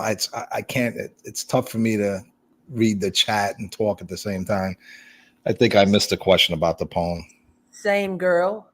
Hey, James Jackson's in the house. Hi, James. I didn't see a question about the poem, but if somebody did have a question about the poem, please drop it in the chat again. And I missed it. yeah, that's all right. Let me see. There's more questions here. Of course, people have had some amazing questions the last few weeks. You've laid a good foundation to set people in wondering things. Adam asked Helen, asks, how much blackmail material do the powers that be have on the parents? So we're going back to John and Patsy Ramsey. You'd have to, there's so much dark shit being kept at the ready. What are your thoughts on that? Maybe Jim? Oh, well, it's like, if they put their kid in the position to be abused, obviously the people that they had their kid surrounded by has leverage, right? So, like I said, I'm not saying that they are applying the leverage to them. I'm just saying that, once everybody, like, if you're doing it as a group, everyone's accountable to the group, right? If there's a ring, you're all compromised. So no one's getting out of it. So if you're involved in that capacity, there's dirt. So once you're involved that far, you have to go along with everybody else, because you're going to go down if you don't. So yeah, exactly. I mean, if John and Patsy Ramsey were involved in something that led to their kid's death, they're involved. Whatever their involvement is, but they're accountable. Yeah, if they expose the killers expose them for what they were involved with. So it's a deterrent. It's like a nuclear deterrent, or like Mr. X said to the vestry members at the church, if I go down, we all go down. This is why I believe John and Patsy covered for the killer, because they would be exposed for something they may have been involved with. And so it's just like a deterrent for each other. It's like a game of chicken. Nobody wants to back down. Nobody wants to cross each other. And also the fear factor. I mean, there's a reason why, John, the body's on the floor. The cops are there now because it's a murder. And he's calling his pilot, telling him to get the plane ready. Where the cops have to say, what are you talking about? Where are you going? You can't leave. Your daughter's dead. Where are you going? It's called fear. He still had himself to worry about. He still had his wife to worry about, and he still had another child to worry about. And he wanted to get the hell out of there, because I think he knew that whatever he was involved with and what happened, he feared for the safety of his family, which is why he wanted to get out of Boulder. And to this day, I still interview people who are absolutely terrified to talk. 28 years later. What was going on in the town that people are still scared of to talk about in this case? But yeah. I mean, cover-ups, blackmail, it's a very powerful thing. You can do a lot with blackmail can, if you do it right, if you do it wrong, it gets you hurt. And if you do it right, it gives you so much power and lets you get away with a whole lot. You can control people, and heaven forbid, and that's why I think Patrick Rose in Boston got to the point where he must have had, nobody gets that kind of protection unless you have dirt on other people. If you want to see the amazing power of black out there, called One Nation on Blackmail, regarding Epstein. You're breaking up, Jim. You hear me? I can hear you now. Yeah, it's a book, One Nation Under Blackmail, regarding Jeffrey Epstein and the Epstein saga, just to show you the power of what blackmail can do. Yeah, I mean, and like the FBI, I've been told that we should have went to the FBI with the information. But the FBI didn't want anything to do with the Ramsey case to begin with. They wanted nothing to do with it. They should have taken over the case from the beginning, but they backed down.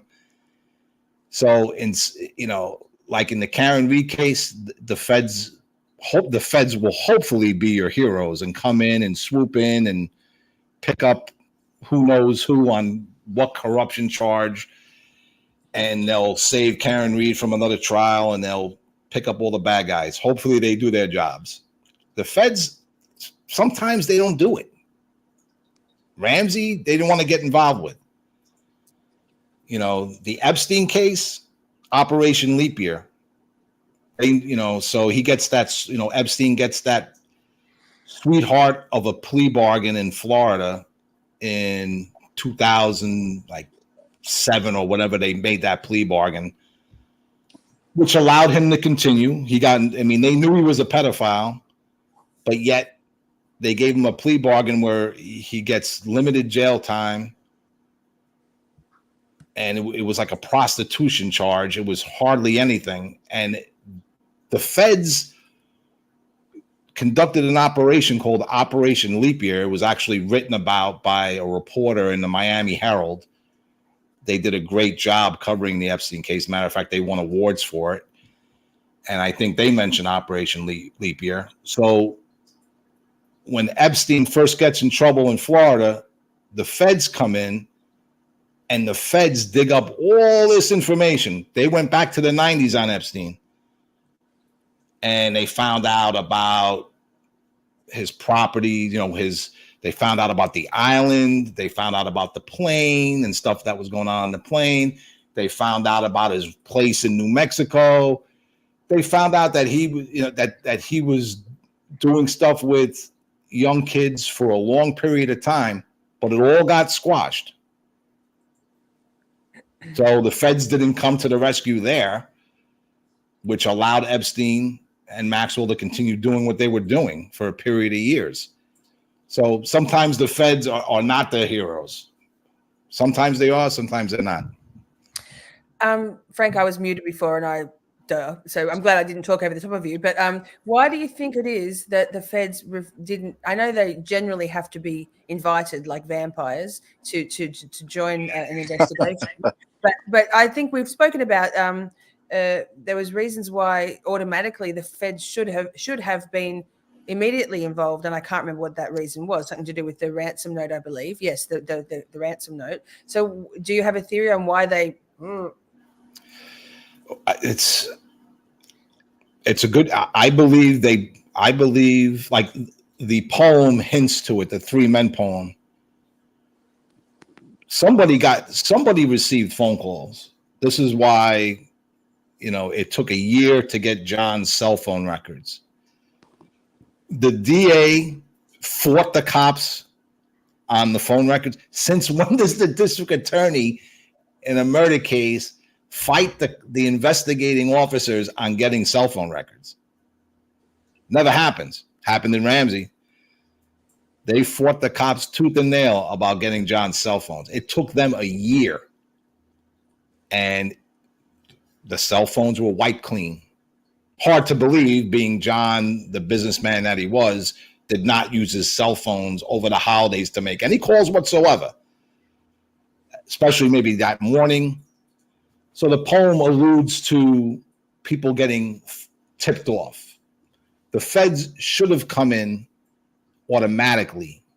The Lindbergh law, Charles Lindbergh, remember his son was kidnapped and murdered, whatever year that was, 1920 something.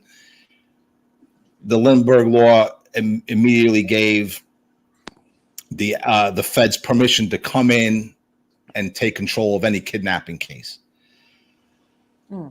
Now, John Ramsey, it's different because now it's national security. Yes. They should. Yeah, his kid being kidnapped meant, okay, wait a second. Could his child have been kidnapped to get him to give up information?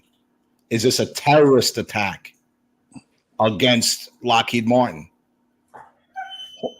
Multitude. I mean, in the ransom note, it said a foreign faction. Wasn't an act of terrorism. The Fed should have came in immediately, but for whatever reason, they did not. They stayed back and let the Boulder police run it that didn't really have the experience.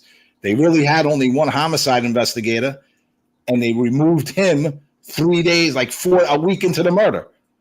Larry Mason, their most experienced homicide guy, did his training at Quantico. All right, so he's going to lead the case, right? Nah. Didn't he, Frank? Didn't Larry Mason threaten to kill you? No. Wasn't that Larry Mason? Who was the cop? That's off topic, but no, just when you said his name, I was like, oh yeah. No, the bottom line is that Larry Mason would have been the lead detective, but for whatever reason, I know the reason. I mean, they lied and they said he was leaking information to the tabloids. And they did that to get him removed from the case. So they were so gung-ho to solve this murder that they took the only homicide detective they had, lied about him leaking information, and then removed him from the case. And then down the line, paid him a $10,000 settlement. But he wasn't the lead detective anymore. And I think that was the point. So you had the feds back off. You had the Boulder Police Department, the upper echelon, set up their only homicide guy and get him removed. So how serious were you about getting this case solved? It was botched from Jump Street, deliberate actions. These are red flags that something is severely wrong. Terrible. What have we got? Pia asked, wait, let me put it on the screen. Pia asked, this is terrible, but do you think she was killed accidentally in the process of abuse or intentionally? I think we've answered this before. But... I think Cyril Wecht wrote in his book, he phrased it perfectly, a sex game gone awry. Somebody working the garage got carried away. In the poem, Did Air, right? Yeah. That was the Manchurian Doll poem. Yeah, they got carried away, killed her, and maybe bashed her on the head so try to make it look like something else. And that's how she died. I don't think it was planned. This wasn't a planned ritual to kill her. I don't believe. But no, I agree. I think it was just one of those tragic things, and that's the fine line with that kind of sexual deviancy. It is. If you're playing with fire using any sort of ligature in a sex situation. Obviously, this wasn't consensual, but yeah, especially breathing. It's such a fine line. I mean, and that's why these deviants, they use it because it elicits a certain response from the body, and you have to put the child in that sweet spot of life or death, right in between. Too tight, you kill her or him. And you do it too little, you don't get the desired effect. So it's a very dangerous game to play. And I believe, Cyril Wecht nailed it. And he was one. He said that back maybe late 97. And that's what sex rings do. This is what they're involved in. So. Another question from Astro Lunatic, and I know you don't love talking about the minutiae of what happened in the house, but was there a stun gun manual found in the house? Couldn't even tell you that. It's that type of stuff we don't pay any attention to because there's no way in hell it's going to help you solve the murder. Absolutely. Our goal from Jump Street was to solve it. We weren't going to just dissect evidence. Like everybody else did in this case, and just talk about it for 28 years. So we don't deal with the minutia in the house because I don't even think she was killed there. So for starters, there you go. Another one here, and I'd like to ask this one of Jim first because I know you're both God-fearing men, but Jim, I think. How do you reconcile your faith with the church, with your faith with what happened in this church from what you've uncovered? How does that affect you, or how have you reconciled it? Well, you know, many things, people, you can also say, how can you reconcile my faith when the Crusades took place? Right. But Yes. just because somebody goes against Jesus Christ and his teachings doesn't make Jesus Christ bad. Right. Just because people did something horrible, it has nothing to do with Jesus Christ. And when they're maybe, like I think Frank mentioned before about desecrating the altar, while also using that as a shield to isn't actually, they're not linked. It's them, they're exclusive. Yeah, you just had a few people or several people that were doing wicked things and they were pretending to be something that they were not. Mm. Mm. And Frank, is your answer basically the same there, or what? How do you reconcile it? Yeah, my brother summed it up perfectly. Yeah, There's no but need. also I think I mean, I don't speak for you, but I think probably both of you have found solace in your faith, right? So it doesn't contradict for you. It actually, your faith has helped you through these 28 years, right? Oh, absolutely, absolutely. It keeps you grounded. It keeps you from. There's a restraint from maybe crossing over farther than you should. Yeah. Or for me, anyway. Cool. Gen X to the seventh power asked, do you know? I wouldn't mind looking into this actually.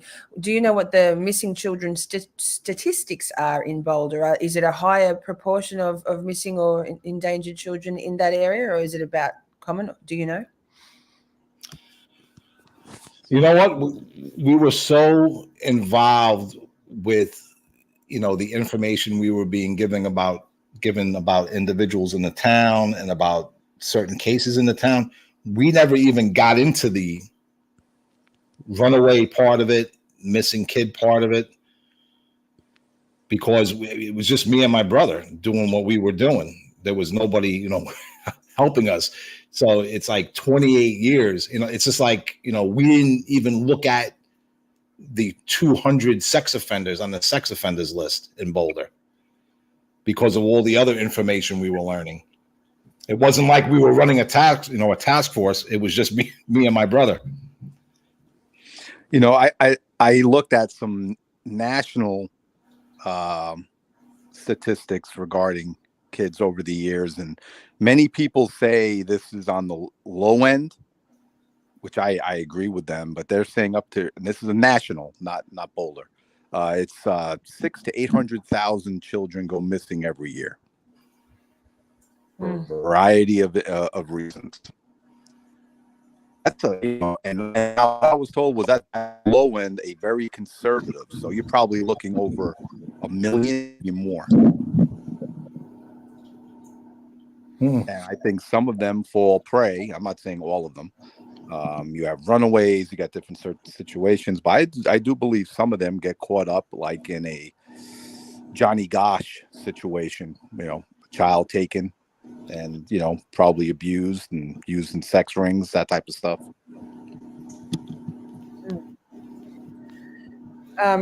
Pierre thought interesting also the foster care system, to know whether there's any higher there.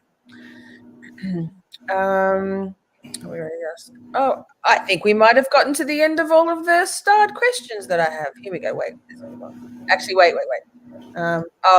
Melissa said writing a poem about this was weird. We did talk about at length in episode 3, right, Frank and Jim? Yeah. What do you have any thoughts on why be so cryptic, and what kind of personality would have done that? What your thoughts, men? Once again, we go back to fear. Now I know who the poem writer is. I know what kind of person she is. I know about connections. This person is extremely wealthy, very intelligent, and connected to people well above our pay grade. When you get members of a president's family that attend your wedding, those kind of connections. So why would a person like that not just go to the cops? I also know the poem writer was involved with the Jet Set crowd in Boulder. And these are her words. People who can cater to every whim. They can do whatever they want. But when they started getting into kids, that's when I backed off. It's fear.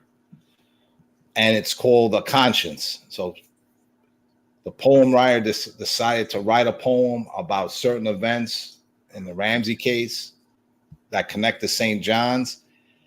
And she thought she could cryptically put the information in there, that it would be figured out, and that nobody would ever know who wrote it. Yeah. Just that it didn't work how she thought, and we figured it out.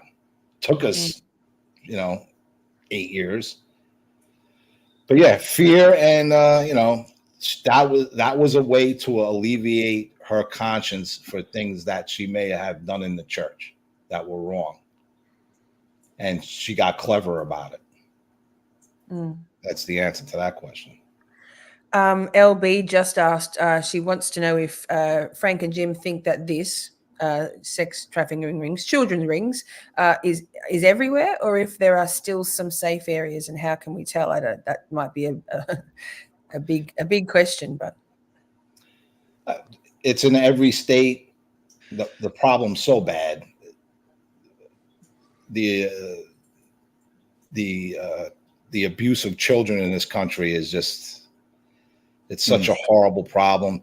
And sometimes you just don't get the truth. There's stories that are out there, in the mainstream media that it's superficial. They don't go into things, or it gets very limited coverage. Like, I think I went into it in part 1 in Louisiana, the couple that was, and I was working with a reporter when that story broke. I worked with a reporter down there telling him, hey, look, man, it's going to be more than 2 people. And then when they arrested the third individual, that's when they pretty much ended the investigation. This guy was the head of his SWAT unit, well-respected member of the community, and his wife was a respected teacher. And the things that they got caught doing,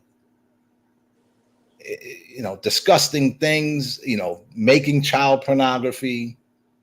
She was baking donuts and cupcakes with her husband's semen in it and giving it to the kids at the school. I mean, crazy stuff. And this is a well-respected teacher and a big member of the police department that got caught. And then a third person got arrested that was involved with him, another cop. So sometimes you just got to dig. That story didn't get a lot of play, and then COVID happened. Another example is, I don't know if, what the hell was her name? The nun. Oh, geez. No, I'm talking about the one in Ohio. Oh, okay. Powell, right? Pahl, Ann Powell. This was 1980. She was found in the room in the church where I guess the priests get dressed for the mass. And she was an elderly nun. And she was found, and her underwear was pulled down, and she was posed it was like to embarrass her. And she was stabbed with an object, and it was the killer stabbed her and made an inverted cross in her chest with the puncture holes. So the cops investigating it at the time, okay, so this is some kind of ritualistic killing. Somebody, maybe some kind of Satanist broke into the church and wanted to, abuse this nun and then stab this, an inverted cross in her chest. And eventually, in 2006, maybe. Yeah, sometime 2004, 2006, it was a priest that did it. He was a Satanist, but he was a priest. Gerald Robinson. He's the one that did it. He got convicted of the murder. He did it with his letter opener knife. That's what he used. But that's the superficial part of the story. You can look it up and you'll read about Gerald Robinson and you'll see how the cops worked the case for a long period of time and finally arrested him. But then after his arrest, kids came forward.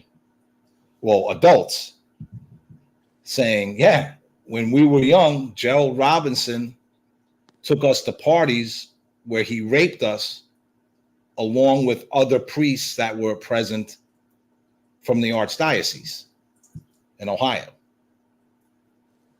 So now all of a sudden, this murder case that happened in 1980, ritualistic murder of this nun, and 26 years later, it's a cold case. They make an arrest and it's Gerald Robinson. And once his name gets out there, it explodes into a sex ring case. Where have you heard that before? A murder that turns into something like a sex ring. It happens as long as you dig. There's a documentary out there, I forget the name of it, that actually covered the Ann Paul murder. And it goes into the child sex claims of Gerald Robinson and the other priests in the community. Very good documentary, actually. What's it called again? Oh, I don't know. I forgot the name of it, but it's a very good documentary. I can see if I can dig it up real quick. Yeah. And, I guess I guess part of the question was, how do you find out? I mean, really an area that you're at is safe. What can you do? But, you can look up police reports on the town you're moving to. You could, look up missing children statistics in the area you're living. But on that note, and I'll say this, on a personal note, it's not, although these things exist, okay, and they're out there and they're in every state, right? But there's not a pedophile behind every parked car lurking, right? And from my experience being involved in this stuff for years, and I've raised 3 girls, okay, and my wife would testify, and some of my girls would even say that, overly protective, where to the point for years affected how it looked, and how being around my kids. You're breaking up a little bit, Jim. Are you able to move somewhere you've got a little bit stronger signal? Some of that's to be good. I don't think you should just leave your child around any adult, number one. But number two, you can get a little paranoid, and I definitely went down that road. Yeah. It's just, I guess, being vigilant without letting it sort of rule your life, maybe. Correct. Like there's, my wife had to have some conversations and about kind of easing up a little bit, with the people I talked to, people that lived around us. I was very wary, highly on alert. That's exhausting. It's an exhausting state. It can be, yeah. Mm. And your girls may, it's good to be hard, but you don't want them to be afraid to go out of the house either. Yeah. Hey, Jim, you want Bluetooth or something? No, I'm not on Bluetooth. Yeah, man, your connection is terrible. Well, oh, it's once or twice, but just then it got a little bad. Guys, it's getting very late for you, and we've been going for over 2 hours again. Time does fly when you're talking about St. John's Church. Just by et al. Just for everybody still here, well, actually, there's quite a few people here. The thumbnail for tonight's episode is a photo from inside St. John's Church in Boulder, Colorado. So I think Frank had said he hadn't seen that photo before at all. So I like that I exposed you to something in this. Good job, Lisa. Thanks. I'm such an investigative reporter. I just Googled it, and there it was. Google Images. Wow.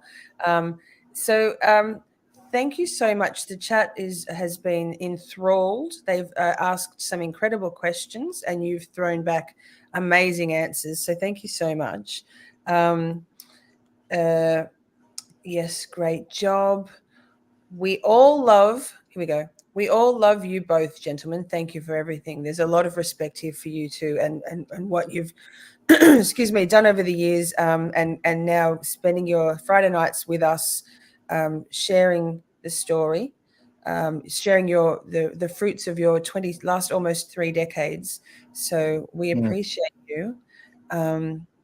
Adam has Adam Drives Helen. Oh my goodness, sorry. Excuse me. Adam Drives Helen has an idea for a documentary or of sorts. Frankie's putting together a creative brief to send to you guys. So we might not be able to get yet mainstream media in on this, but we can do something that's creative and incredible and well produced. And so I'll have my people talk to your people. Yeah. Sounds like a plan. Sounds like a plan. Absolutely. Is there anything? I mean, I guess I have ideas.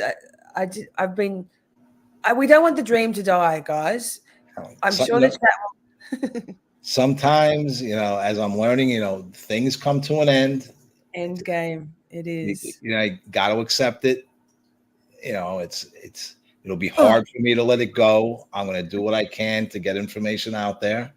So there's a record of what we did, what we found, so people can, hopefully pick up where we left off and maybe, finish the job that, that we started nearly 3 decades ago, finish what we couldn't. And that's going to be it. And then maybe, move on to other endeavors, and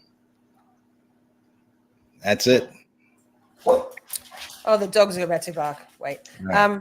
Yeah, I do think we kind of covered this last week, Frank, but I do feel like maybe it's not that you didn't get the job done, but your job in this is now done.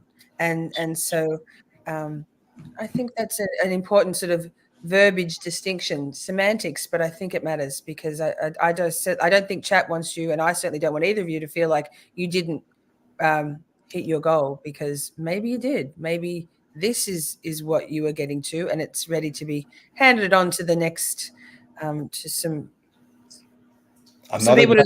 Another generation. That's all. There it is. There it is. Nick Francis says, "You two blokes have my eternal respect." I think Nick speaks for all of us. Thanks, Nick.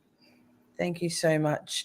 Okay, boys. Well, I might say bid thee farewell for the evening, possibly forever. I'm sure I could drag up something. I'm sure we'll be in touch.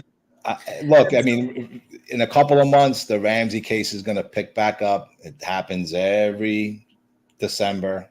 Stories will come out. So, when they do, if you want to have us back on, we'll be more than happy to come back on and talk about whatever nonsense they're putting out this year. Lock it in. And I know that it might cause you to have your second heart attack, Frank, but I'm pretty sure chat wants us to do a live reacts to the whatever it is, the Hulu or whatever with what's the name, the Scientologist and or the mini series they're putting together with who I can't remember who the people are, Clive Owen or someone, and Clive Owen and Melissa McCarthy. Yes, there it is. All right. So thank you so much, boys. I will say good night. Enjoy I hope you can get to sleep soon enough. And thank you so much for the last 5 weeks. You have been absolutely phenomenal guests. You've informed, entertained, enlightened, shocked and horrified everybody, and it's been great. Thank you so much. No, thank you for having us on. Yeah, we appreciate giving us this time to share our stories. So thank you, and thank everybody out there for willing to listen and to hear what we had to say. It's been amazing. What a ride. Thanks, boys. I'll talk to you soon. Thank you so much. Night, Jim. Good night, Lisa. Good night, Lisa. Good night, Frank. Good day. Yes, Saturday. Enjoy your weekend. Thank you. You too. Bye. There it is, folks. Thank you, everybody. If you haven't already, please make sure you hit the like button. Share this out. Share it. Send it. Email it to people. Share it on your socials. There's a share tab right next to the like button. You can create a post on your YouTube. You can copy the link and pop it onto your social media. Easy peasy. So that's it for tonight for Camp Shorty, but it's only Friday night. Poppy, he's up. Saturday night is looking even bigger. 5 p.m. Eastern, which is 7 a.m. in Australia. 5 p.m. Eastern will be Tommy CPU, y'all. We're going to talk about the State House standout. We'll talk about this new Whitey Bulger's defense attorney coming in as a special prosecutor, a la Ken Mello in Turtle Boy's case. Then at 7 p.m. Eastern tomorrow night, so 9 a.m. Australian tomorrow, Laurie, Life 360, beautiful woman, beautiful friend of the channel. And I'm sure you've all seen her beautiful kindness across all channels in this little corner of YouTube, being so generous and delightful. So Laurie's going to come on and we're going to have a talk about grief and addiction in my Let's Talk series. So I'm really looking forward to that. And then possibly, I haven't locked it in yet, but it's the feelers have been out towards me and I've tried to reach back and confirm, so I'll know later today. Speaking to a nurse who is very interested in talking about the verdict that was handed down in the Carly Gregg trial, which was, spoiler alert, guilty on all charges, and she's been sentenced, a 14-year-old sentenced to life without parole, sentenced tried and sentenced as an adult. So I think that's going to be a pretty full-on conversation. I still don't quite know where I stand on that. So yes, shall we go out with Melissa Asylum's amazing track, Miss Shorty, I'm a Fucking Delight theme song that my man Adam drives Helen amazing. Subscribe to them both. Adam will drop a links in the chat. He did the video for it. So much talent, right? So much talent in this little corner of the world. Thank you, Nikki. Thanks to Frank and Jim. Thanks for bringing your Franklies around. Maybe you guys will keep coming back even though Frank and Jim won't be around for a while. Just throwing it out there. But, however, let me get rid of this trigger warning because, I mean, I have got a potty mouth. But shall we say goodnight? Like, subscribe, comment. Buster says, leave a comment after the stream's ended. Mwah, mwah. Shorties, love your faces. Bye.